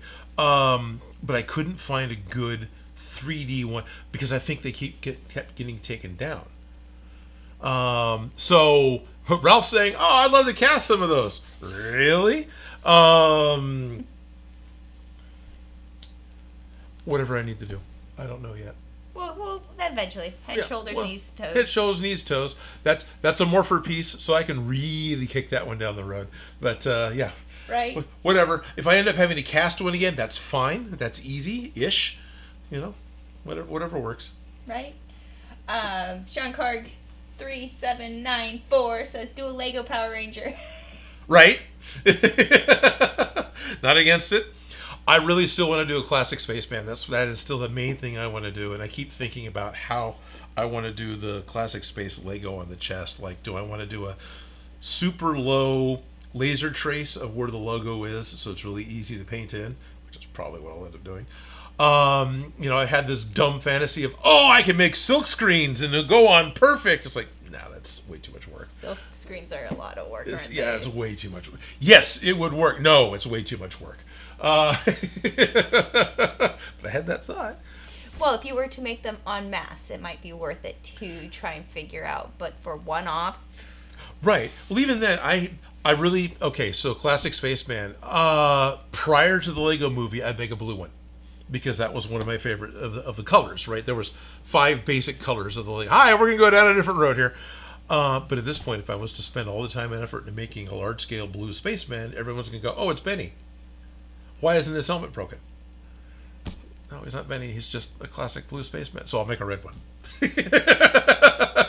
So it's not Benny. Yeah, so it's not Benny. And then I would also like to have a white one. And ultimately that comes down to, in 78, when these first came out when I was a kid, those were the 2 colors that were in all the sets. White and red was it. And then yellow came out. And then 4 years later, blue came out. And then black came out. Like, the black one!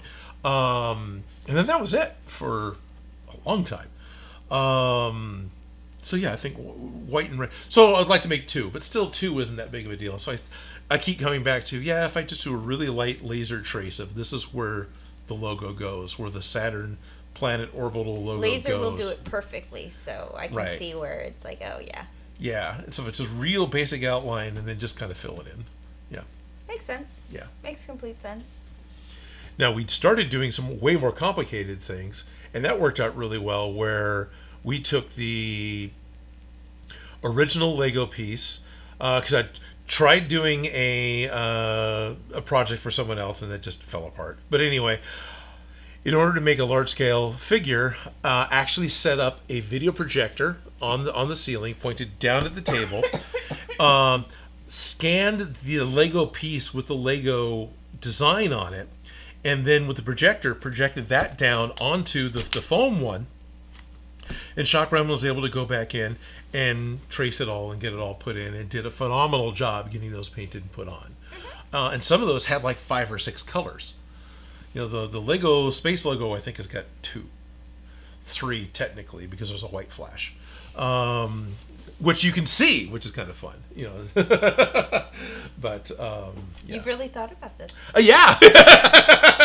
Sorry, am I going down the wrong road? No, you're fine. You're chewing Okay. on the project. Yeah. The project, Right. It's which way it's going. Museum Dave says you could do a a stencil for the Lego Spaceman crest. Yep. No, totally could do a low-tech stencil as well. Also had considered that, which may work. Yeah. Can you cut lethal film with a laser? I'm going to need to see that word. Sorry. It is lethal film. You said it. I heard exactly what you said. I do not know what that is. Killer foam, huh? Killer film. If the question is, there's a type of film called frisket or frisk film.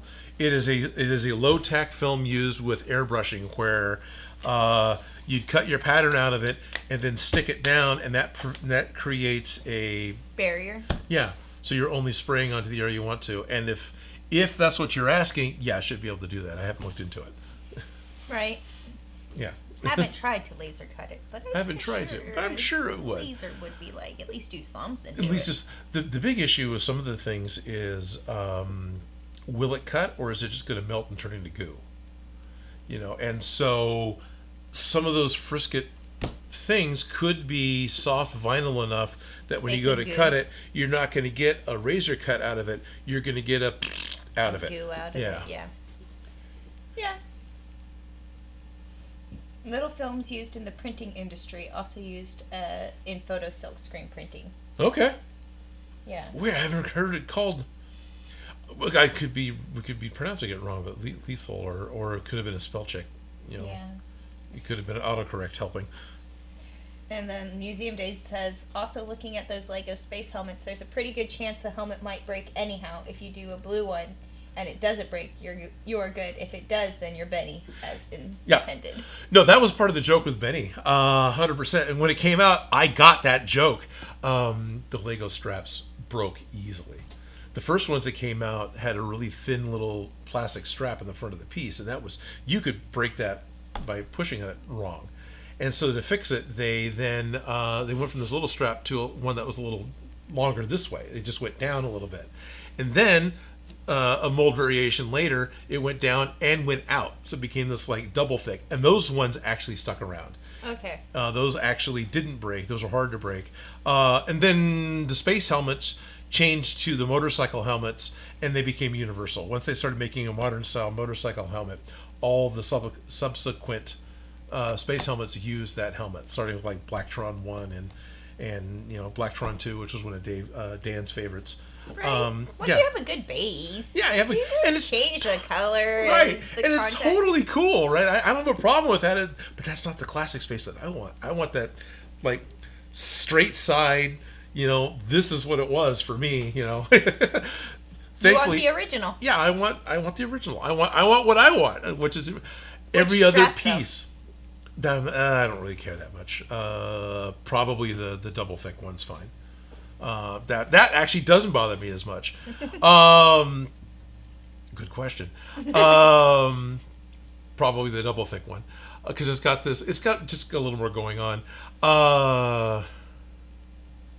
Every other part is the same. So from the 1978 Spaceman all the way through all the classic space, they all once you have have the same injection mold. Yeah, it's all the same body, it's the same air tanks. All that's still the same. So Dan's figured out an air tank pattern, and that'll totally work for the figure that I want to work with. And it's in scale. Yeah. Yep. Nope. Makes a lot of sense. PJC 2.0. What's the new projects being planned, and how are the Proton packs coming along? I know we've answered that a million times today, but that's the whole theme of the stream. Yeah. This is part of the live stream. New people jump in all the time, so we get to rehash questions. How the Proton Pack's coming along? They've been to a number of shows. They've been approved by a couple of different Ghostbusters groups as functional packs. They light up, they glow. We've had pictures taken in them. There are little things that as artists we want to get fixed, or at least I do. She really wants the V-hooks, which I can agree with. I want the V-hook to be able to put it away. We have really cool custom ones. Yeah, we do, and I freaking set them over here somewhere. Where he wouldn't lose them. Yeah, for all I know, maybe they're in the front room of the house. I don't know where they're at. Things I would like to do is that I saw that was really cool. And I took pictures of one again at SAC Anime. Someone was asking about how SAC Anime was. They'll add a connector to the hose to disconnect it from the pack, as well as having a little piece of highly flexible rubberized because of the stress that that joint has on the pack. I would like to do all that because our packs currently are just straight corrugated tube, and yeah, I could see. I mean, I can look up at it now. And there's one hanging on the wall right there. Yeah, right there, just out of the shot. Just out of. And there's tape on the corrugated tubing that's already peeling and falling off because thermal changes. Right, that's just what happens. In fact, the last SAC Anime I only took one. That one stayed here. And then I want to improve the battery to make it be rechargeable instead of a 9-volt. So the packs are effectively done. Huge thank you to Louis Causey for finding the Spengler wands at a discount where we're able to get the entire wand for less than or the same price as just getting the electronics to put into the ones we were making. Yeah, oh yeah, good. There we are. It saved us a lot of time and energy. Saved us a lot of time and energy. I bet they're going to tell you I think it goes on the left side. Could be wrong. Go ahead and correct me. So what's happening with Ghostbusters? We're going to step away from it for a second until we find... We're done. We're going to step away from it for a second until we find those V-hooks that Ralph made us. And then we'll have a special episode. Then we'll have a special episode where we put that on. And then maybe I'll try and get the batteries done. Because I do want to get the batteries done.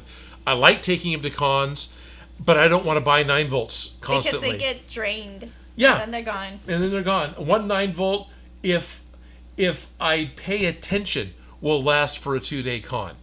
But I got to make sure that I turn that thing off, right? If I put on a rechargeable or whatever, then I'm not so worried about it. Right. So otherwise, we're working on the new thing, which right now, Felicia and I want to work on Pink Ranger. Go back to Power Rangers. Something we talked about for years. So we can use our cool intro. Yeah. Do a helmet. Yeah. Get a full complete cosplay done in bits and pieces where we get a prop every few episodes-ish. Right. Walk you through the process of today's the brainstorming creative. Yep. Figuring it out. Next week, we're going to figure out the pattern. Yeah. As ugly as it is, as ugly as it is, figure it out, we're going to figure out a freaking helmet pattern. Yep. And then we're going to cut it out of foam. Yeah. I want to make the helmet out of foam.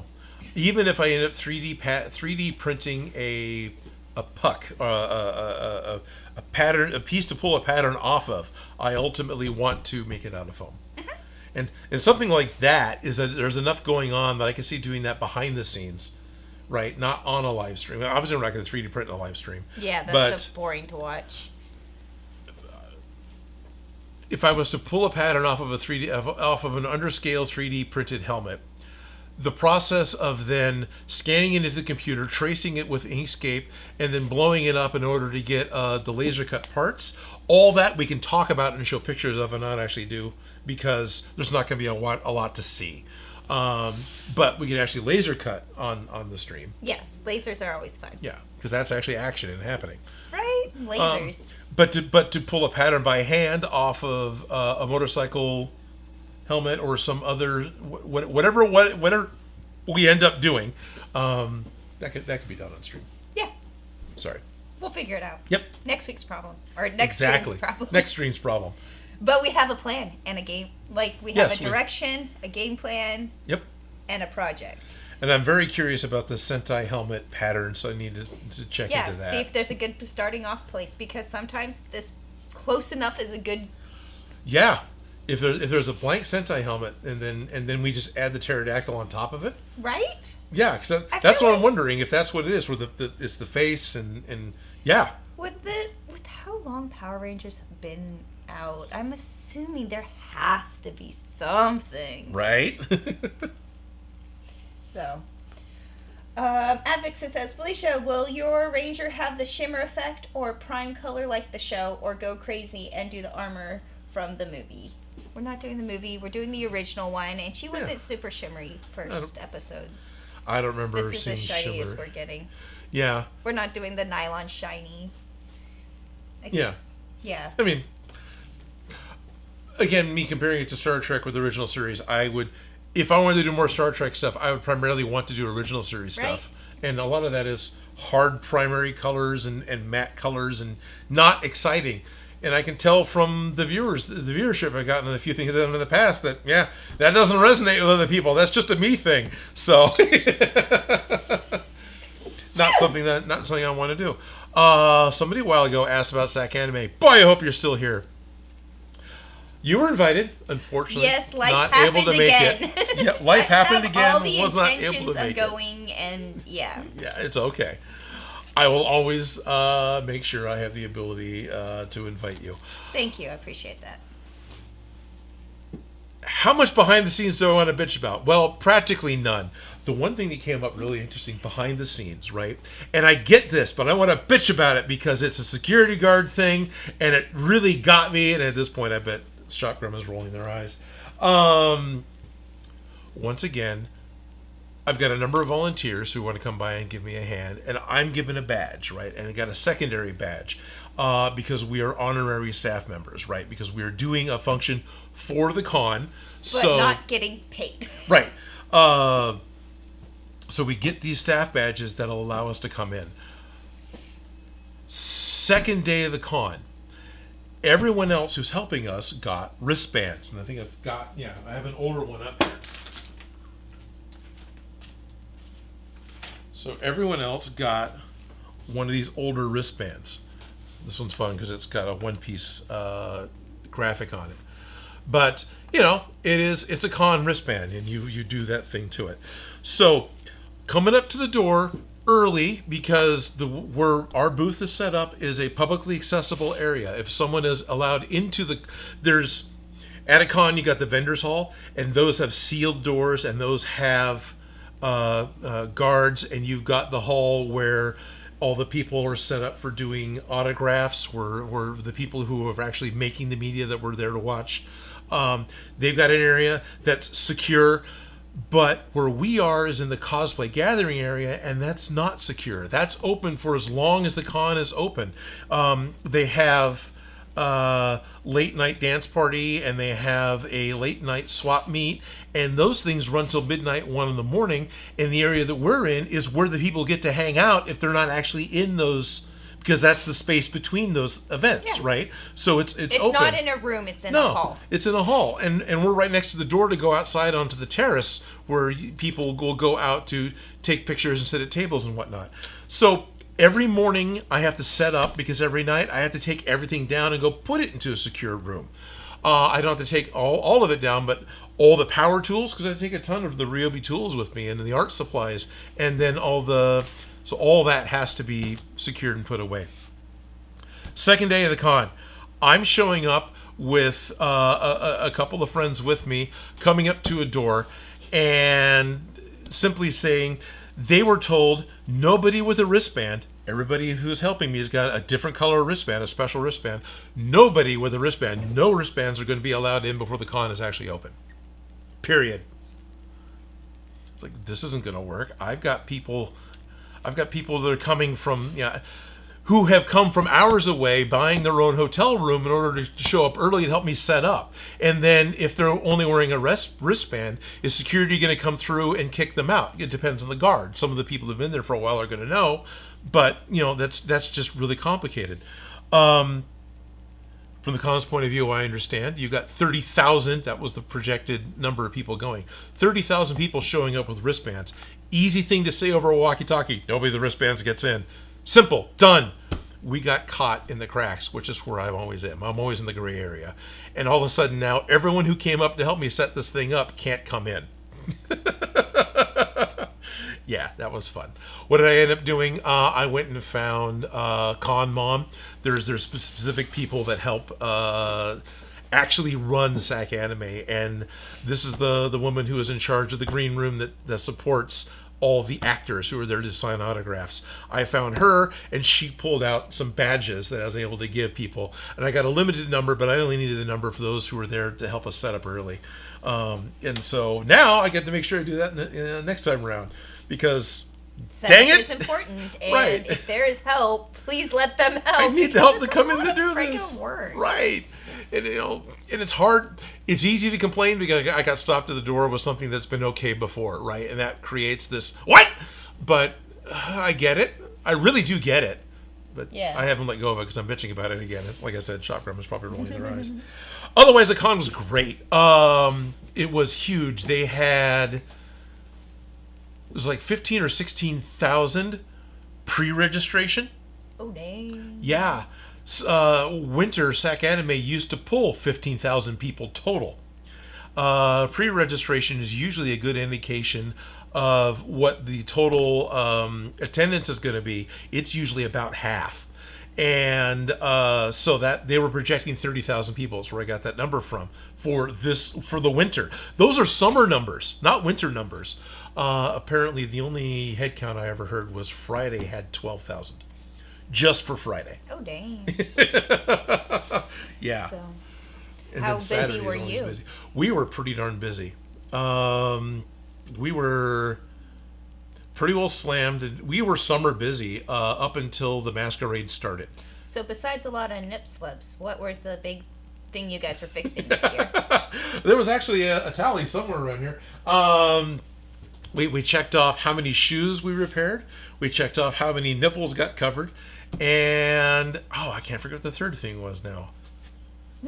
I'm curious. Yeah, I know, I'm talking about it. Right? Claw, staple guns. Who was in charge of the list? Killer Queen Cosplay. She was in charge of the list. So it's probably in a nice logical place. Yep. All right. So we've got our final count from what we could remember doing, right? And what we have is a shoe tally that is 24 pairs of shoes were repaired during the con. To the best that we can remember. There's ones that obviously got forgotten, right? There were 4 sock repairs. Of some sort. Okay. So there was enough that became worthwhile doing it. And then pasties we covered up. I don't know if that's 7 individual nipples or 7 people's nipples. I think it's 7 people's nipples. So 14 total maybe? So 14 total maybe, yeah. And again, we didn't keep, there are people who would have helped that forgot to get this mentioned or would call it out and then would forget to get marked down. So this is a fuzzy number. But still, what's the most thing we do? It's funny, shoes is one of the primary, especially summer. Like your boots, although you've got some decent boots. Mm-hmm. You get cosplay boots, and you're going to get cosplay boots you can afford, which is 100% what you should do. And then you wear them for... You walk from your hotel room or where it is you park, because you can't park close, and you walk to the con, and the soles fall off. It's funny how many shoes, the soles are coming off. Yeah, think about it. That stuff disintegrates. Yeah, in a hurry. Real quick. Like, we use modern materials, which are great and wonderful, but they don't last as long as leather soles. No. Anyways. But yeah. Yeah, I actually... Vinyls, they don't stick, they peel. There's a lot of issues you can have, especially with modern costume shoes. They're not meant for hiking. No, the costume shoes are not meant for long-term hiking, right? Right. So how do we... Go ahead. I was going to say, when I'm prepping for a day out, like for a con or something, I'm thinking in my head, like, the same kind of prep work that I'm doing for when I'm going out hiking or camping. What's my food going to be? Am I going to be comfortable? What do I do in case of blisters on my feet? Like, midway through the day, how am I going to go to the bathroom? Yeah. Yeah. Yeah, I have to be able to walk. I need to be comfortable. I need to be carrying all my stuff because I don't have a locker or a place to put things down. So where am I carrying things? a logistical problem with all the cons is they want to make sure you're a paid patron. So you're going to need to have a visible wristband or a visible badge. And most of the con security guards are really lenient on that. They understand you're wearing a costume, so they'll give you a minute to show that you've got it. But you're going to have it somewhere that isn't shareable between people. Yeah, so anyways, like, I feel like a day out is still a day out. Yeah, it's a day out. And am I going to spend the whole day in heels? Or am I going? Or am I going to bring on something comfortable to slip into to get out of? Do I have backups? Right. What's my default option? Are there flip-flops that are flat that I can slide it, like, to an extra pack that's not going to be, like, weighing things down? And this is the start of me wanting to make foam props, because I would make stuff that was, heavy, because that was what I had to make stuff out of. And I found that I would want to put it down. It was a lot to carry. I don't like having my hands full of stuff long term, especially if I'm carrying, a 5-pound sledge around, which they wouldn't allow that in. But, that idea. So I put it down. And now that I put it down, am I still in costume? Yeah. I mean, technically, yes, but it becomes this, Thor, where's your hammer? As a costumer at a costume shop, we often ask people, all right, what kind of party are you going to? Exactly. And can you babysit this the entire night? Yeah, are you willing to babysit this the entire night? Because, you look really good right now. 30 seconds from now, I'm going to put the Zorro foil down to hold a beer. I'm on my phone. Do I have a hook I can hang it on my arm? Exactly. Do I have a sheath? Do I have a... Yeah. Basically, can I hike around all day in this? Right. Yeah, very much so. I also think the same thing when I'm getting ready for a wedding. Yeah. Like, we had a beach wedding. I'm like, is this stuff going to be on the sand? Am I going to be able right. to walk? Am I wearing heels on a beach? Am I going to get sunburned? What's going to happen? Like, I need to be prepared for the elements. Yeah. Anyways, I got a nice stretchy dress. Anyways, it worked out. There was no sand, thankfully. Oh, that's good. But you know what I mean. Like, you have to think about these things. Just because it's a wedding or a con or a thing, it's like, you'll be on your feet all day walking around. What are you carrying around? What's the idea for snacks? Right? Yep. How are you going to hydrate? So we're repairing shoes. Here's a fun thing that actually I think Cedar was the one that brought it up to me as to which tape to use exactly. When we're repairing shoes in the past, I would often just use contact cement. I've talked to the guys that have repaired shoes before at other jobs I've had where I've had access to these people. And when a cobbler is going to resole your work boots, they literally use barge. I've talked to 3 different ones, 3 different times, 3 different businesses. Every one of them's used barge. So in my mind, they all use barge, which is great. I don't pay for barge. It's expensive. We have it at the hospital. Yeah, I bet you do, because it's crazy, insane stuff. It's great. A quart of barge costs as much as a gallon of the weldwood that I use, right? And so you get 4 quarts to a gallon. So basically it's 4 times the price, right, for the same amounts. And that's not a negative thing on it. It's just, as a cheap costume guy, I don't want to spend that. Even if I use 2 layers of weldwood, it's still cheaper than 1 layer of barge. Anyway, so that's how we were fixing these duck-billed shoe problems. What Cedar pointed out was this heavy-duty Milliqué tape. This is basically a reinforced carpet tape. So this is one that I actually recently ordered. They've changed the logo slightly on the inside.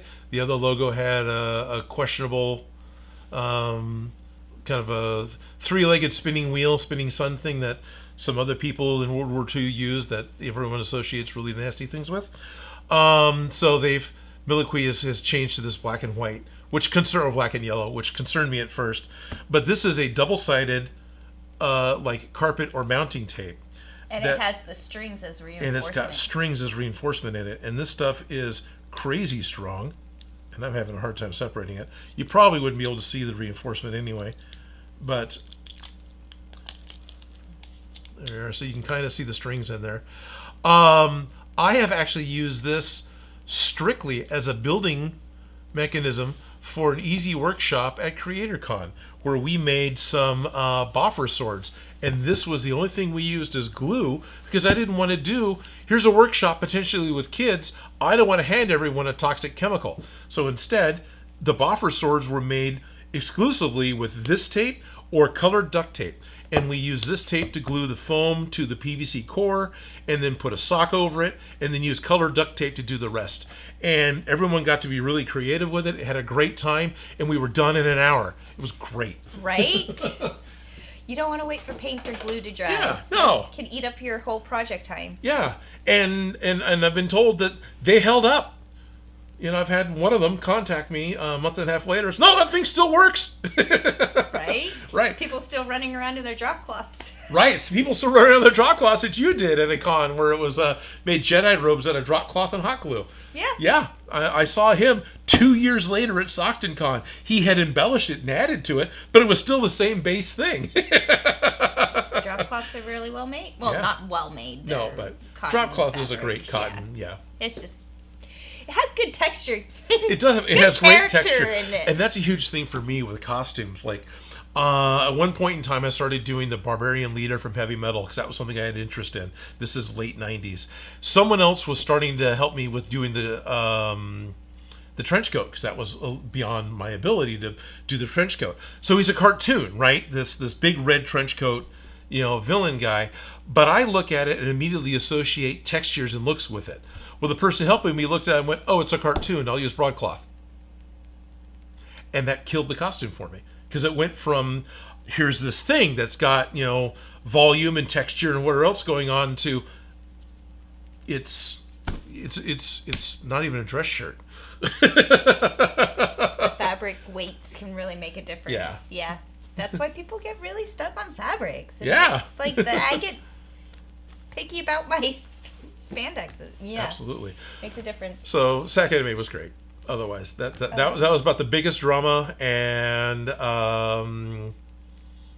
things went well. I don't remember hearing any huge behind the scenes complaints. There was no big blow-ups or anything this time that I can remember. Nothing that exciting to Nothing that exciting. Nothing that. Yeah, of course there was problems. There's always problems. It's a con. You know, people are showing up, and you're gonna have personality conflicts, but there's nothing to report. Were there cool costumes? Oh, heck yeah. There was a lot of really cool K-pop Demon Hunter.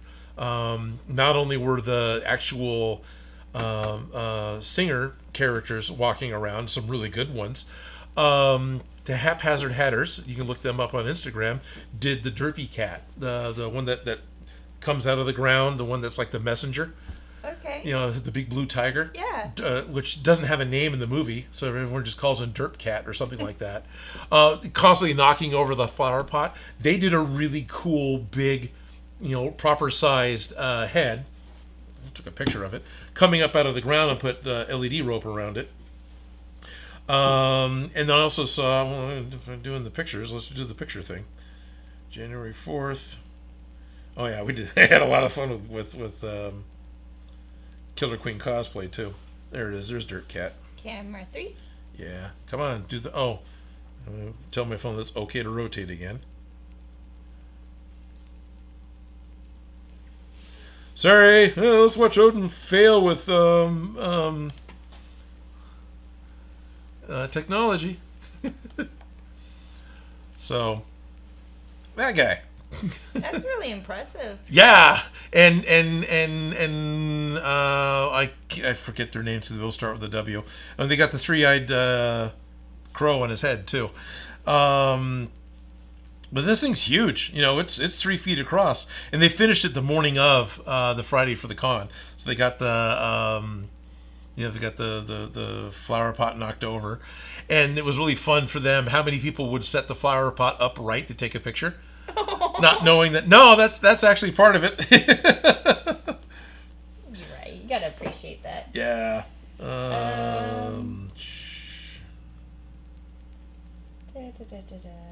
Odin, check your phone. Okay. Yeah, I saw that. Shock Grumman sent something. Should do bingo cards for repair? Do something similar Right. when I attend a con.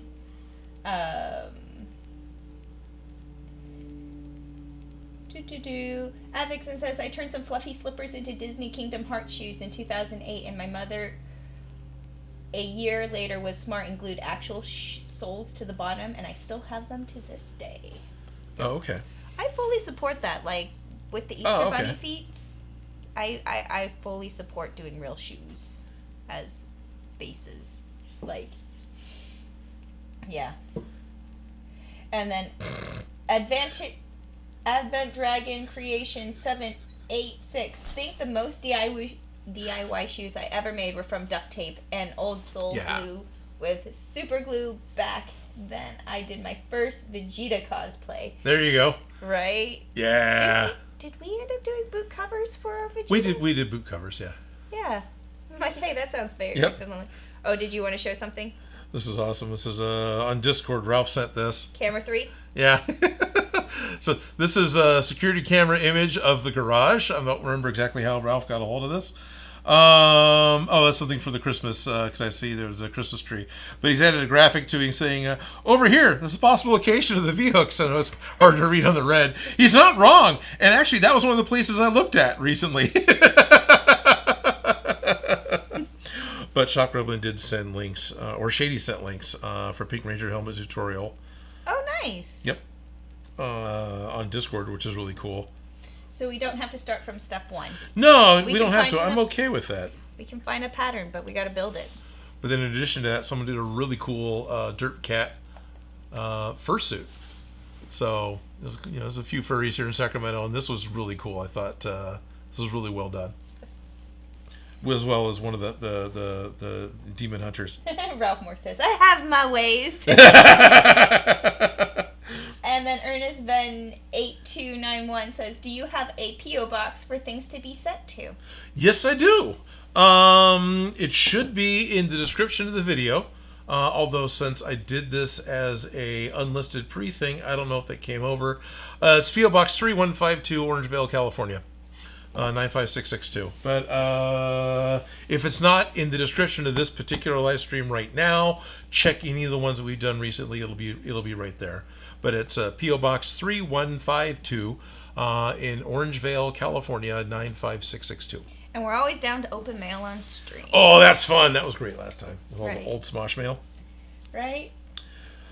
So it was also really fun. We got to screw around with Killer Queen Cosplay.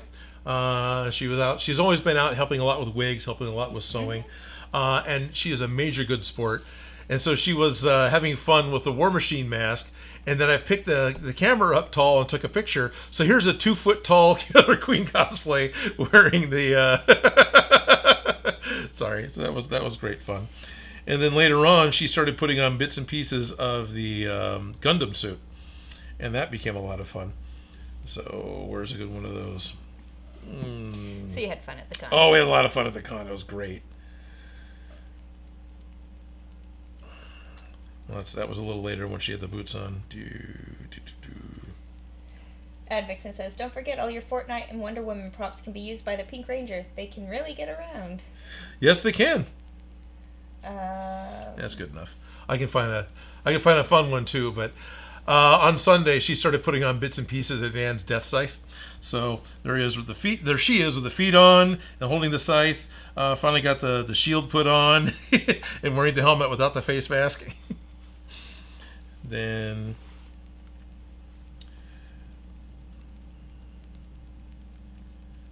come on, where's the? There it is. And that is probably the most accurate, how she felt. Very rawr! Having a lot of fun wearing it. Anyway, so screwed around, had a lot of fun. Both Joker's Wild Cosplay put on Stompy, because it made the Hydra Stomper from, and then Dan put on the Death Scythe. I did not put on Godzilla. No stomping around at this con? I didn't stomp around at this con. I need to wear it more than I do. It is a lot of fun once I put it on, but it's one of those things that I look at it and go... It's a lot of work to get into. It's a lot of work to get into. I did not make it an easy way to get in. I got it made in a way that was easy to make, and I got it in a way that it mostly holds itself together. But it needs to be able to click together easier than it does. Probably go in and do some reinforced clips on the inside. Yeah, I think so. And one of the things I thought about, and now I actually have some more ability to do, was like metal rings to help some of the pieces keep round, because they don't. Right, they're being worn by a human. Yeah. That has heat and warmth and shape and movement. So reinforcing the circles would be a way of, and because it just, I would like it to be able to click together with straps and the paracord, backpack strap clips, instead of multiple pieces of Velcro that are at this point falling off. Yeah. 3 years later. Yeah. Yeah.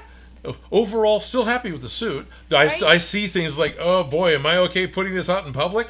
But then people get super excited about what it is and they don't care. So it's like, okay, I'm fine. Yeah. And it's always like, is it a snap? Is it a Velcro? Right. Is it a clip? Is it a magnet? Is it a zipper? Like, what the heck are we going to use so we can take this apart and put it back together again? Yeah. And as time has progressed, the arms still work, right?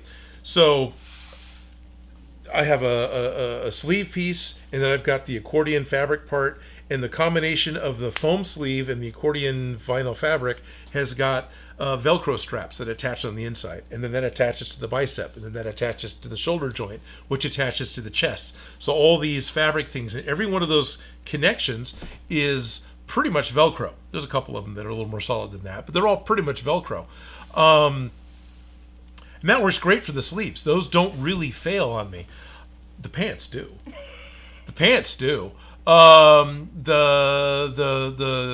thigh pulls away from the hip joint. The hip joint pulls away from the pelvis. And so all those are things, and the pelvis itself, especially at the crotch, has broken. So all those things I really want to reinforce with like rings and do more like what I've seen Hummins H2 with his big suits, where you have a strap with connections on it that just these things just kind of pop together and you can get in it a lot faster than now I'm mashing it together and now I want to take it off and I'm a sweaty soupy mess inside, but I need an assistant to come in and stick their hand in here and help me undo the Velcro so stuff doesn't tear, and that's not fair to them. So that's why I don't wear it as much. Good to know. Yep. Anyway. Odin, buy a Godzilla onesie, then you only need to wear the head. Mecha Godzilla is canon. I'm okay with that. One of the weird thoughts I had during the con is I'm looking at Mecha Godzilla again, because there's a whole joke of me doing more mecha stuff, right? Because I do really like robots. I've done a Gundam and I've done Mecha Godzilla. Honestly, that's about it. But as far as robots go, but I'm totally happy to keep going down the robot route. Tyranitar, Pokemon, third stage of Larvitar. In Pokemon Scarlet and Violet, there's a mecha version of Tyranitar. A mecha Pokemon. Mecha Pokemon, who's Godzilla-like. There's actually other things I think I'd rather do first, but the idea of that, Godzilla-ish character is kind of fun. Right? That one is a fun one to think about, how you would go about it. But honestly, there's so much love from Godzilla. I could just do apple fritter Godzilla and people would be thrilled.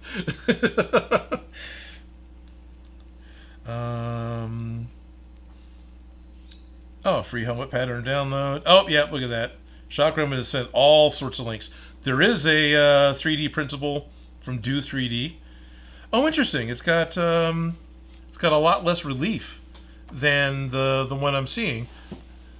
Like the Do 3D is usually really, really. I'm happy with the level of detail they do, but me looking at the pterodactyl, this is not painted, right? Yeah. But me looking at the pterodactyl wing, there is not enough relief between the height of the pterodactyl wing and the helmet compared to the autograph version that we saw. Okay. But the pterodactyl head looks fantastic. So, yeah. And sometimes Do 3D has, they're the ones that have the free ones on occasion. But this is, one for purchase. Got a couple people asking about why not the Power Ranger Megazord. Someone saying, does this mean you're following my footsteps and make a Megazord cosplay? Oh, is that Jay, or who's saying that? Advant Advent Dragon Creation 786 and Night Do 3. Night J Do 3. Night J might be. I'm trying to remember who it was that I knew. Somebody made an awesome Megazord. That there's probably a lot of really good ones, but there's one I remember seeing in the Bay Area. Would hardly bring it out because did such a fantastic job. It was really clean, really smooth, so it was in danger every time it came out of getting like wrinkled and beat up. But he would do it and wear it, and it looked fantastic. I don't think I'm ready to do Megazord right now. I think there's other things I'd rather do instead. There's like it's a little intimidating. No, actually, it's probably that's more it. That's more it. It wasn't the show. I mean, I'm not against it, but it wasn't the show that caught my attention. Generation 1 Transformers, those got my attention. I would be more interested in Generation 1 Transformers than the Megazord. Nothing against the Megazord. And I'd be more interested in the Generation 1 Transformers or something along those lines, more kaiju or even Gypsy Danger than necessarily the Pokemon suit. Yeah. Right? Because, yeah, it's fun. I played the game. It was great. But it's like, yeah, I think I'd rather go for, It's a lot of work to invest in something you want to really be excited about it. It helps a lot. Right? It really does help you get the ideas and the juices flowing. So when you don't like a project, it's hard to work on it. Oh, God, it's so hard to work on it when you're... Oh, yeah. Shop Grumman, I greatly appreciate the links you sent a long time ago. Definitely going to look into those. Do 3D was one that I thought about as a resource. That's do3d.com. I think it's com. Even if you just sign, because you need to register to buy things from their site. Most of the stuff they sell for money, but there is a section of free downloads, and they've had the Blue Ranger helmet for the longest time, but it's only the Blue Ranger. Oh. What happens is they will do a good update, and then the previous one that was acceptable still, they might put on the free one. Okay. Right. And good on them, because if you have anything free to download and you can see, oh, this is how well this works, okay, I'll go buy that one now. Right? Yeah. Get it the flavor. Yep, get the flavor, good marketing. Yeah. Well, also, sometimes you don't know what you're getting into, so you don't want to invest. Right. You don't want to... they had a free C-3PO head at one point. I grabbed that. I haven't printed it yet. But yeah, I can see, I've seen other free C-3PO heads that I go and look at it and go, okay, that has the major detail brushstrokes of C-3PO, but that is not a protocol droid from Star Wars. That is absolutely your interpretation of... Right. Yep, that's a hard one, isn't it? Yeah, it is. And so that's always a concern. Right? Yeah. Or, am I going to get something that has really harsh aliasing and pixelation that has been transferred into the print? And how do I fix that? There were some Pokemon that Chakram was trying to print at one point. Found a really good Eevee, but the eyes looked like, Tetris jigsaw puzzle. It's like, how did this be okay with the person who put this out? Yeah. Anyway. Yeah. Sorry. Yeah, so we got Princess Leia boots. We're talking about patterning gloves. You've got a solid start on the bodysuit. Yeah, don't have to start from scratch, but we are putting our own twist on something, so yeah, adding the appliques to that. Somebody had mentioned the belt and the daggers that they all have. I forgot they have a dagger. Yeah. Right. Yeah, they all have the little mega. They all have the morpher. The morpher belt, and then they all have a dagger. I forgot about that, but they do. Is it a dagger or is it a pistol? Pistol. I know. Let me see. Oh, the blaster does have the removable blade dagger thing. Oh, okay. So it is a blaster dagger. Blaster dagger. Honestly, that's one where I would agree with what the show did, which is originally in the American show, at least the American show, they were hand making these blaster props, and to make them be accurate. And they're constantly getting dropped. They would fall out of the holster when they're doing their moves. They would get dropped. They would break. And it would take a long time to repair them. It wasn't too long after the show came out and got popular that all the Bandai toys are being imported. And now you can go buy a full size or close enough full size. So the show literally started using the Bandai blasters off the shelf because, it broke. $20. Let's get another one. Way cheaper. I'm down. Yeah. So once you get like halfway through the first season, those are the Bandai toys that they've got on screen. Blade blasters. And then Advixen says, so it's time to talk about the bow? So it's time to talk about the bow. So bows are fun. At SAC Anime, as well as a number of other cons that I've been to, guns and blasters and things can't have a working trigger, right? They need to be immobilized in some way, or depending on the wording, there's a point in time in the past with SAC Anime, it could have never have had a working trigger. The idea being you can't modify a firearm or replica firearm to be something else, even though that's what Hollywood does. Bows have a similar problem. Anything with a string is now loaded, right? Even if it's just an elastic string with no real force behind it, if you've got a replica arrow of anything and an elastic string, if you let go, you could hit somebody in the eye and cause an injury. You're not going to kill anybody, but the con doesn't need injuries on their insurance. So strings on bows are generally not allowed, which is okay. So that just becomes how to go about doing this, right? We can make a bow, and for us, we can put whatever we want on it. We can put the string on it. So who cares?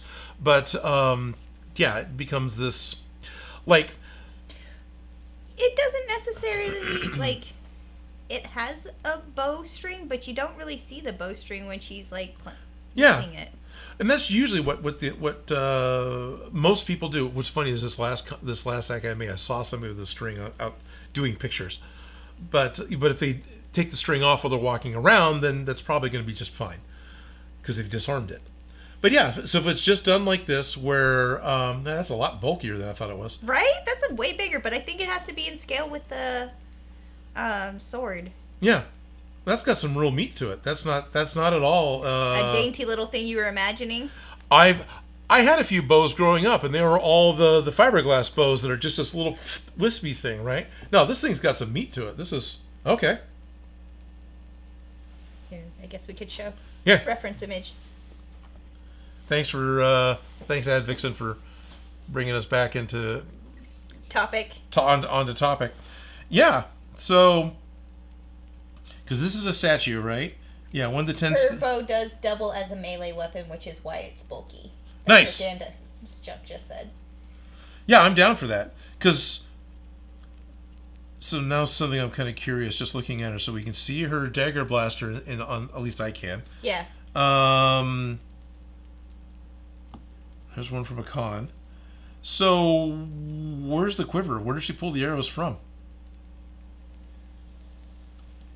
Does that make sense? Do they just magically appear? Which is fine. One of the things I was working towards talking about was the animated Dungeons and Dragons cartoon from the 80s, where Ranger had an enchanted bow that didn't have a string and didn't have an arrow. He just started doing the motion, and this like electrified fire version of the string and arrow would appear, and it would work like a bow, which I thought was really cool. Right? Yeah. It's probably a way of not of having a bow on 80s cartoons that would still meet the safety standards of the time, right? So, kids aren't going to go out and make a bow. Well, that one's okay because they're just pretending to do it, Right, it breaks in half. It breaks down to be portable. Which is very important. Showed me a picture where the top half slid out from the bottom half or whatever, and so you'd hold the grip in the middle, which I'm totally good with. Then eventually she gets 2 little pew-pews on her bow. She gets pew-pews later on. Nice. And then there's some way that her Dang, bow... look at how tough that Pink Ranger is. Oh, wow, that's a buff Pink Ranger. Is that one of the ones where the head flips into the body?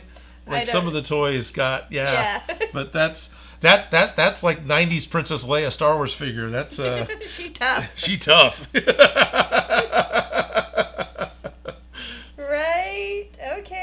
reference images. And I can see the shiny and the different fabrics, and there are some options. Yeah. I still feel like this will be... That's fine. I agree with you. This is a fine base. It's a start. And if I like it, I can do better every time. Yep. Oh, look at the Yellow Ranger also has a bow. Oh yeah. Well, okay. That one version. This version. The thing is, there's always new versions. This looks like if Charlie Brown was a ranger. 100% what I was thinking. Look, it's the Charlie Brown Ranger talking to the Peppermint Patty Ranger. Anyway. There's lots of different versions. But that is later on because those are very different helmets. Dandos Jung says, funny that the Pink Ranger Zord is red. The Pink Ranger Zord is red? I guess so. Her pterodactyl's red? I didn't think so. Hold on, let me see. Well, I know on my Minecraft server where Shady made the Pink Ranger's pterodactyl flying, it was pink. But anyway. I don't know. So, no, I'm really... Yep. Oh, it is red. It has a pink head, though. Yeah, okay. It's the chest piece. It's the chest piece, so it had to be red. Okay. Yeah. Like, I can see where they put pink details on it, but, like, if it's pink, then he would have a big pink chest. He'd have a big pink chest. Yeah, okay. We can... Yeah. If it was pink. It'd be a pink chest. Okay. Yeah, the pterodactyl flips over into the red chest piece because the head's pink, but the chest. Is okay. I don't know those details.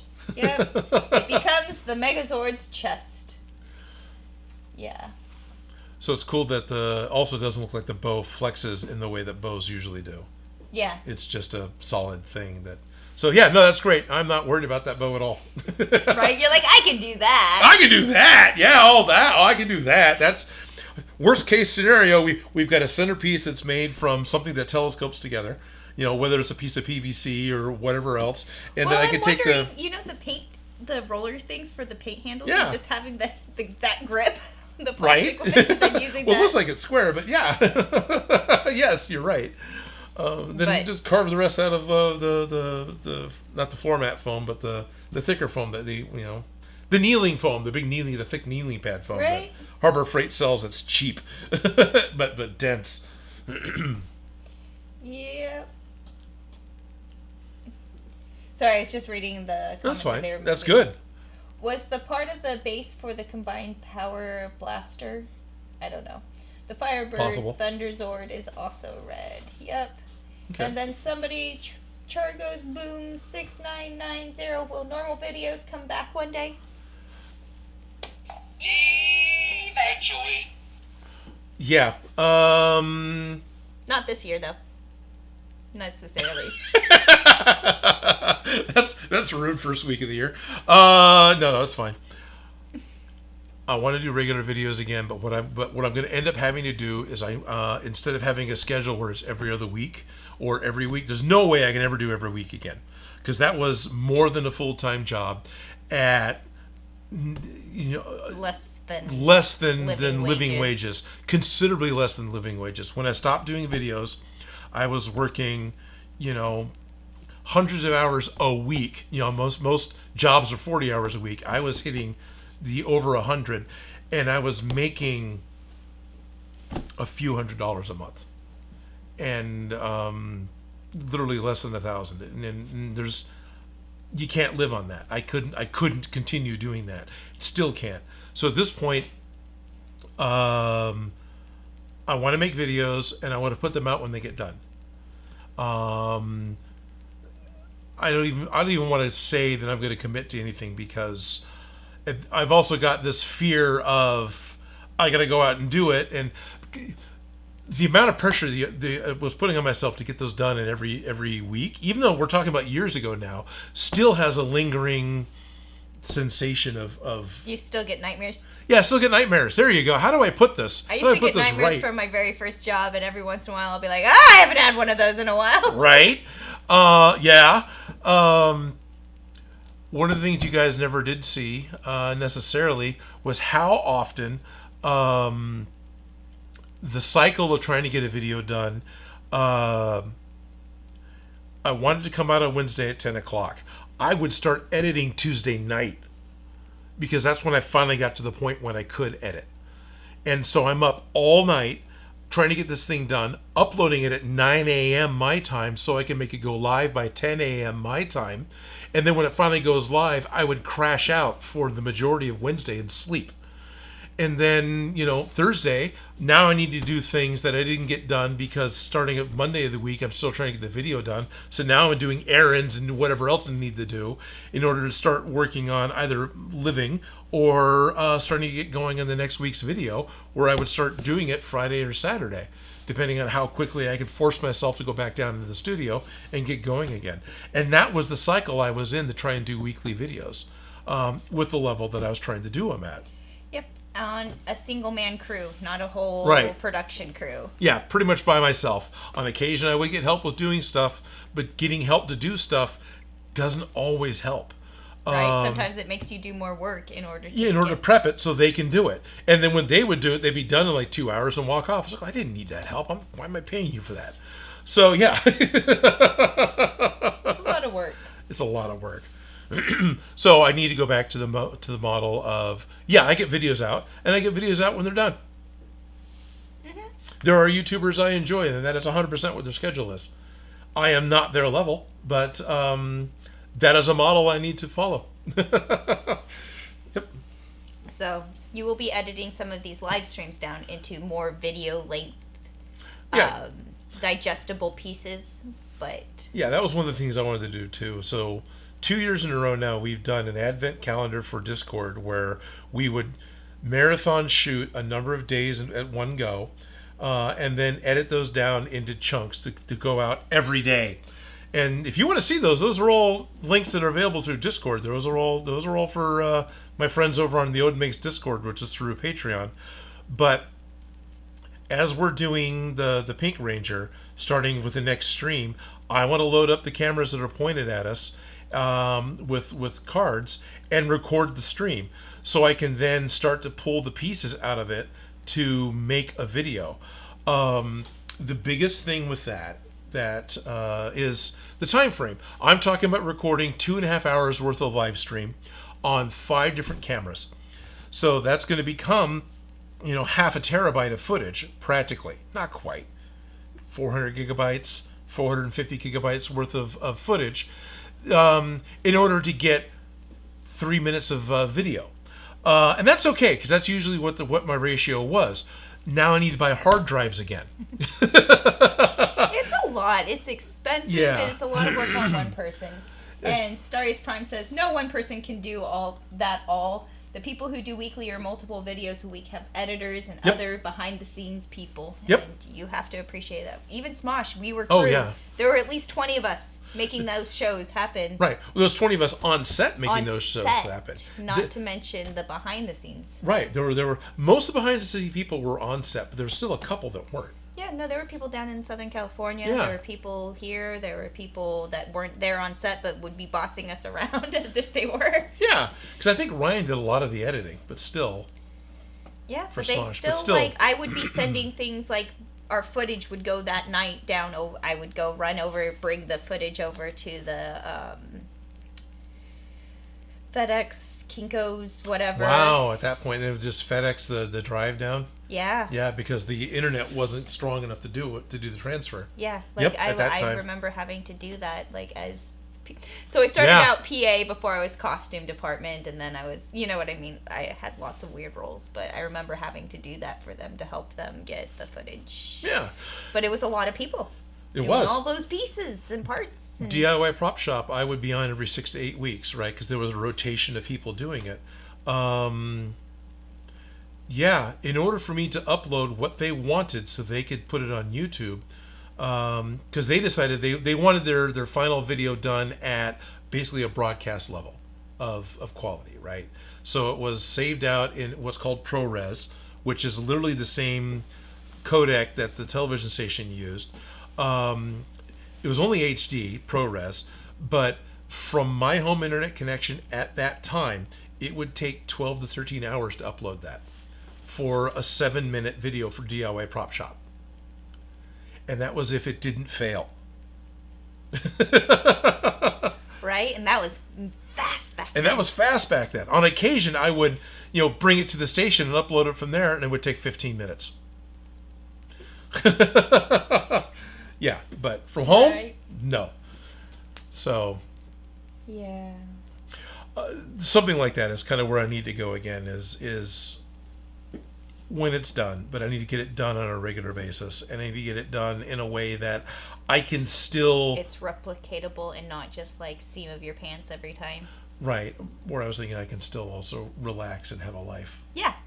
That it's not... Yeah. Like, everyone is not an emergency. Yeah, because every one of them became an emergency. Yeah, every one of them is like the fire under your ass at the end of the deadline. Yeah. That's why when we were doing the live streams, I was like, no, we'll show them this work. Nobody sees all of this stress that he's constantly under. Like, we're constantly like, we got to do this and we got to do that. Nobody sees any of the cutting and the paint drying, and it's just a quick clip to the next thing, and then this, and it's just like the magic in between. Yeah, and then it's done. Hey, if you want to see something else really fun, go back and look at some of the last videos that I put out, or even maybe not the last ones, but a few kind of beforehand of that. My skin is yellow, and I have massive bags under my eyes because I was working myself into the hospital. So this is why I'm not doing videos right now. So it needs to be replicatable without taking from your health. Yes, because it was 100% taking from my health. And this is something that was really kind of sad. I'm not unique in that. I was right in the right time frame of, hey, this is working. If I double the output, I'll be able to make not necessarily double the money. I never expected that, but enough. There's a lot of other YouTubers that did the same thing. When I moved shops not too long after that, Punished Props moved shops into one where they were paying for this big shop, right? Joe Telling moved into a shop. Hacksmith moved into a much larger facility. I'm bringing all these people up because I got to talk to all of them specifically. There's a lot of others, but let's keep it to a short. I got to go to Silicon in 2022. This was a convention in San Jose that Adam Savage put on, or he was the chairman for. He didn't put it on. So all these makers came together, and I got to talk to all these guys at the same time. And behind the scenes, as you watch them, or got to talk to them, we all had the same issue. My space never got smaller because I had a fantastic deal on it at the time. Punished Props had to move out of their studio and back into their basement, or back home, basically. I think it's the basement of their place up in Seattle. Bill, Britt, if you're watching, which I know you're not, I apologize if I'm speaking incorrectly, but this is what I saw. And I also know that they had help. And so they had to let go of their help. They had to move into something that they could afford. Same thing happened with Joe Telling. He had to severely downsize his oration that he was paying for because YouTube was no longer paying the bills for him. And these are people that put out more than one a week. Hacksmith also severely downsized his shop and worked himself to the point of literally being in the hospital. That guy had to step away from being in the videos because of his health and because of everything that went into it. And this was true for everyone else. Evil Ted had to get a day job. Everyone else, Stephen K. Smith for SKS Props, also worked himself into the hospital because YouTube changed how the payment went, and everybody who had a method that was working all of a sudden wasn't getting paid anymore. And that is a really hard thing to get over. Why are you doing videos again? Because I'm not getting fucking money doing it. Where the live streams are still fun. The live streams are a lot of fun. Yeah, and I do want to make videos because making videos are fun. And so I do want to make a few videos and put a few of them out because Ted is, and SKS is, and Punished Props are, and they are all still doing it.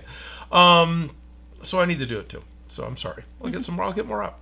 Eventually. Thank you for letting me go on a little rant. But, life happens and projects are hard. Projects are hard. Mm-hmm. Yeah. Stars Prime says, at Odin Makes, look at all the people behind the scenes of Play TV streams. You were one Yep. of them. Yeah. No, he's right. There we are in the 90s doing a stream just like this. Jesus, yeah, I've been doing live stream, 2-hour live streams since the 90s. Starius is right.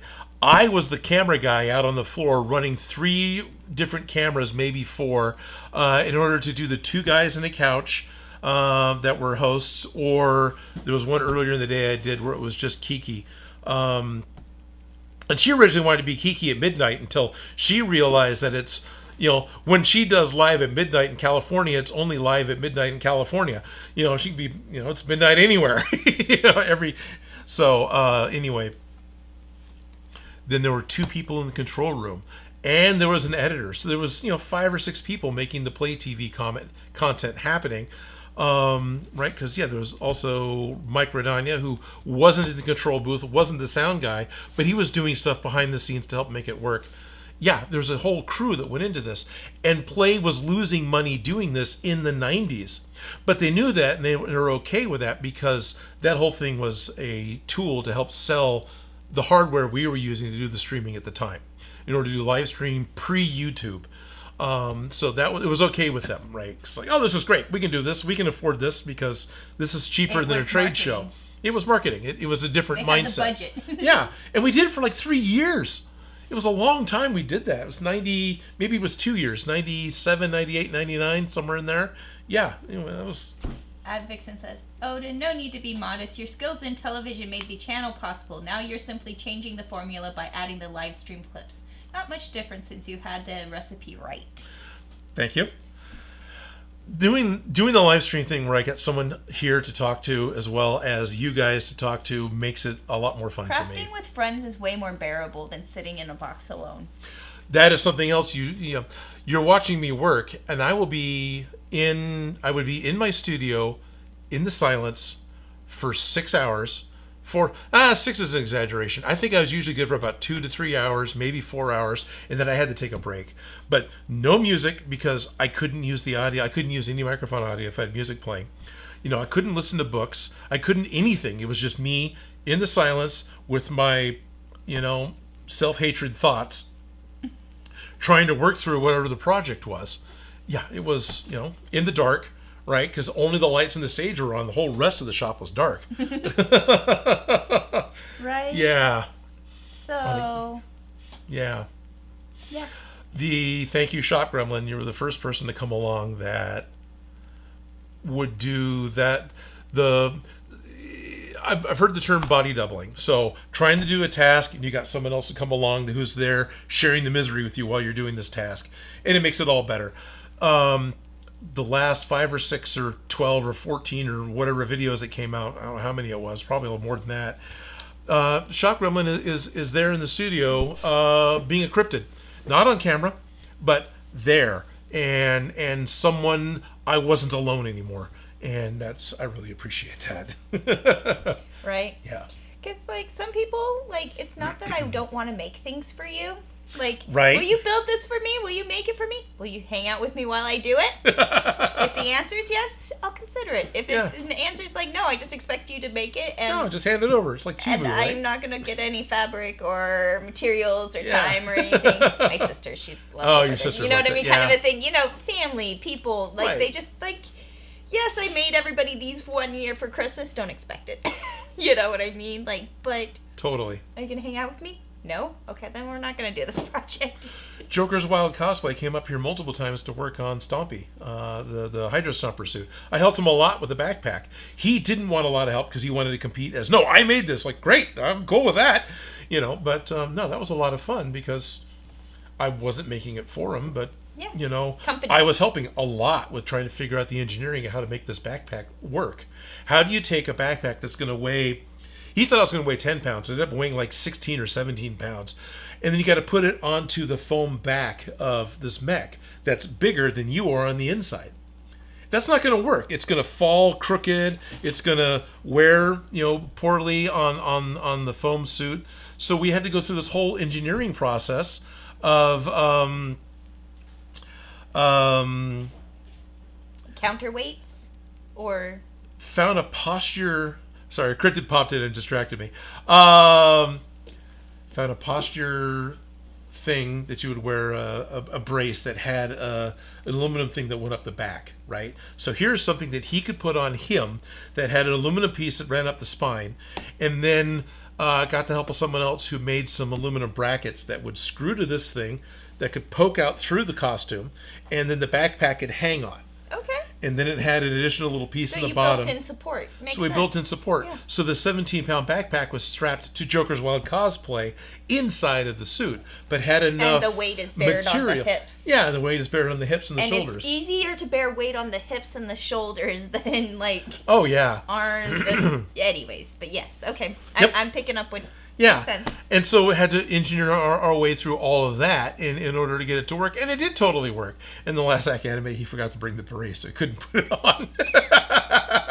Which is okay. But it totally worked. Sean Carg says, earbuds, just saying. Oh, no. Oh, well, yeah. Right. You can whistle while you work, that way you get a pass on the music. Look at all these problem solvers here. I considered headphones and earbuds, but Tony Stark. at this point, I probably would. Back then, it didn't feel right to wear them. Yeah. Tony Stark built Iron Man in a cave. There was zero music. This is hilarious. My shop was very much cave-like. I hate working in silence. I usually put a live stream or YouTube series on to build to. Yeah, Yeah. I used to do that. Like when I was doing the wedding dresses and hemming. Yep. The skirts got so boring, but I just, Yeah. like, I still had to focus on what I was doing, so I'd put live streams, lectures, all Yep. sorts of stuff. Hence, kind of the reason we started doing this, because I was like, hey, I'm bored. Yeah, I remember that. And yeah, I would too. If the cameras weren't rolling, heck yeah, I had a live stream going. You know, I watched a lot of Adam Savage live streams while I was getting something done. So I got the important part of this done. Let me get the work done, and then I can turn the cameras back on. And during that time, Show 'em I'd what watch you did. something. Yeah. Yeah. And yeah, Adam Savage was one I watched a lot. You know, tested. Yeah. Adventure Dragon Creation 786. Back about 6-7 years ago, I was a part of a group of friends who met up regularly, and we would just sit and make cosplays in a workshop setting. Found it more fun than working alone. Yep. 100% 100%, agree. yeah. I feel like if there's like tedious tasks that you don't want to do, have a friend. Yeah, have a friend. Yeah, It doesn't even matter if they're not working on the same project. You just get a friend that crafting with helps. Craft nights are great, people. Yep. Highly suggest them. Highly recommend them. So a Cryptid came out and dropped off a 3D print. Here's another project that we want to get done. One I apologize, I don't routinely think about. It's one that was requested a long time ago. It's a Zat gun from Stargate. And so here's the 3D printed model of basically what the Zat gun is, right? So it's kind of a striking Cobra type of a weapon where you hold it here and it lifts up, and then this front part kind of opens up like a Cobra hood, and so then it shoots and whatnot. This particular one is a bit wider than it should be. It's almost a centimeter wider in the center than it should be. It should be more snake-like, not quite so phallic. But yeah, there's the desire to make this because Shock Grumman wants to do a Stargate officer. So Props. yeah, props. And I've actually liked Stargate. We've talked about, Horus or Anubis and things like that as a possible thing for live streams, but Power Rangers is great. But no, so there's the desire to do this, and this would be a totally separate of everyone else. I want to do live stream Lego stuff with Dan in order to make Lego creation videos. I'm doing Power Ranger things with you in order to make Power Ranger videos. And then there's a Zat gun and a couple of other things that I have interest in that I would like to do as just standalone videos. As they come out, not to be expected. Right. No pressure. No pressure. We want to keep him here. Crumple under pressure at this point. Yeah. Right. Don't want you ending up back in the hospital, that's Yeah. for sure. Thank you. Starius Prime says, I've heard By the way, that hello, Stargate Starius. actors hated that gun because of how phallic it looked. Yes, the actor who played the Daniel character, I don't remember the actor's name, basically refused to hold it. At least in the first couple episodes, because this project came up, went back and rewatched the first couple of episodes when the weapons first showed up in the show, which is like the very end of the first season. And everyone's using because these are ray guns, right? They're zap guns. Except Daniel, he's got his 45s. That actor wouldn't. No, I'm not touching that thing. It's too cool. He has his branding to uphold, It doesn't want to hold a phallic thing. Bet he doesn't eat bananas or popsicles. I had a banana for breakfast. A real one. DJ Sicko. Stumpy DJ Stumpy 799 says, "Hi, just tuning in. What's the new project? I'm trying to change my bimetal hot end of my 3D printer. Sadly, the old one is currently stuck. Sod's law. It looked easier in the tutorial I saw." Oh, yeah.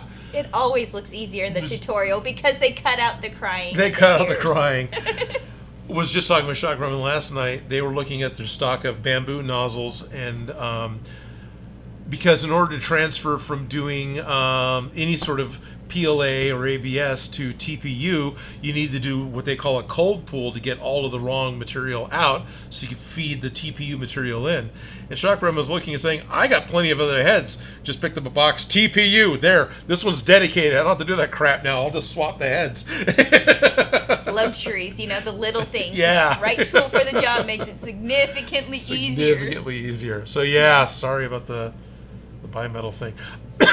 We're talking about starting Pink Ranger, and we agreed to start doing that yesterday. So today live, we actually talked about how we're going to go about doing it. Yeah, next live stream we're going to figure out the pattern for the helmet. Yep.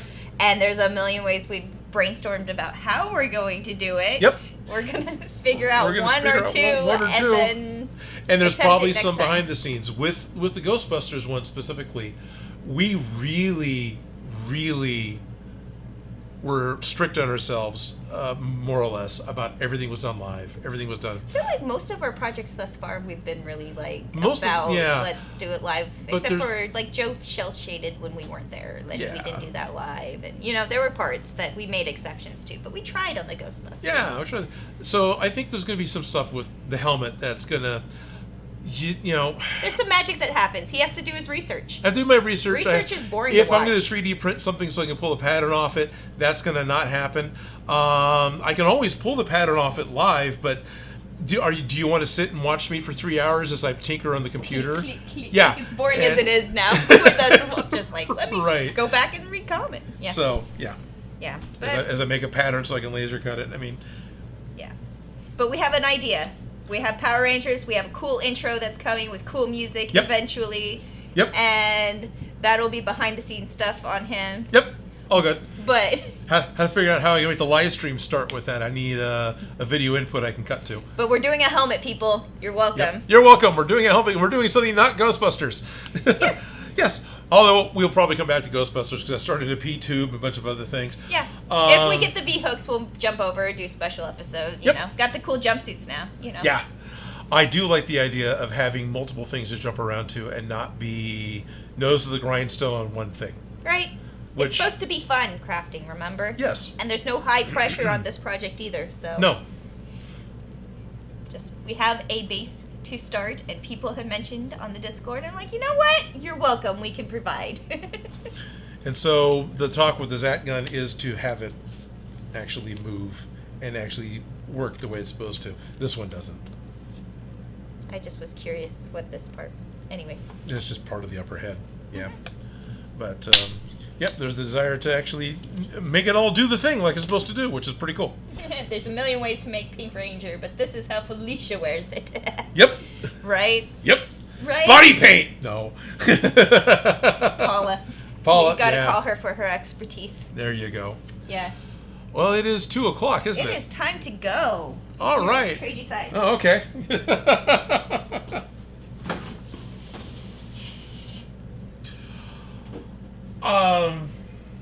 What does it make the Pink Ranger exactly? Hold up, is dedicated to my little contribution to the Proton packs. Yay! Yeah, Ralph, 100%.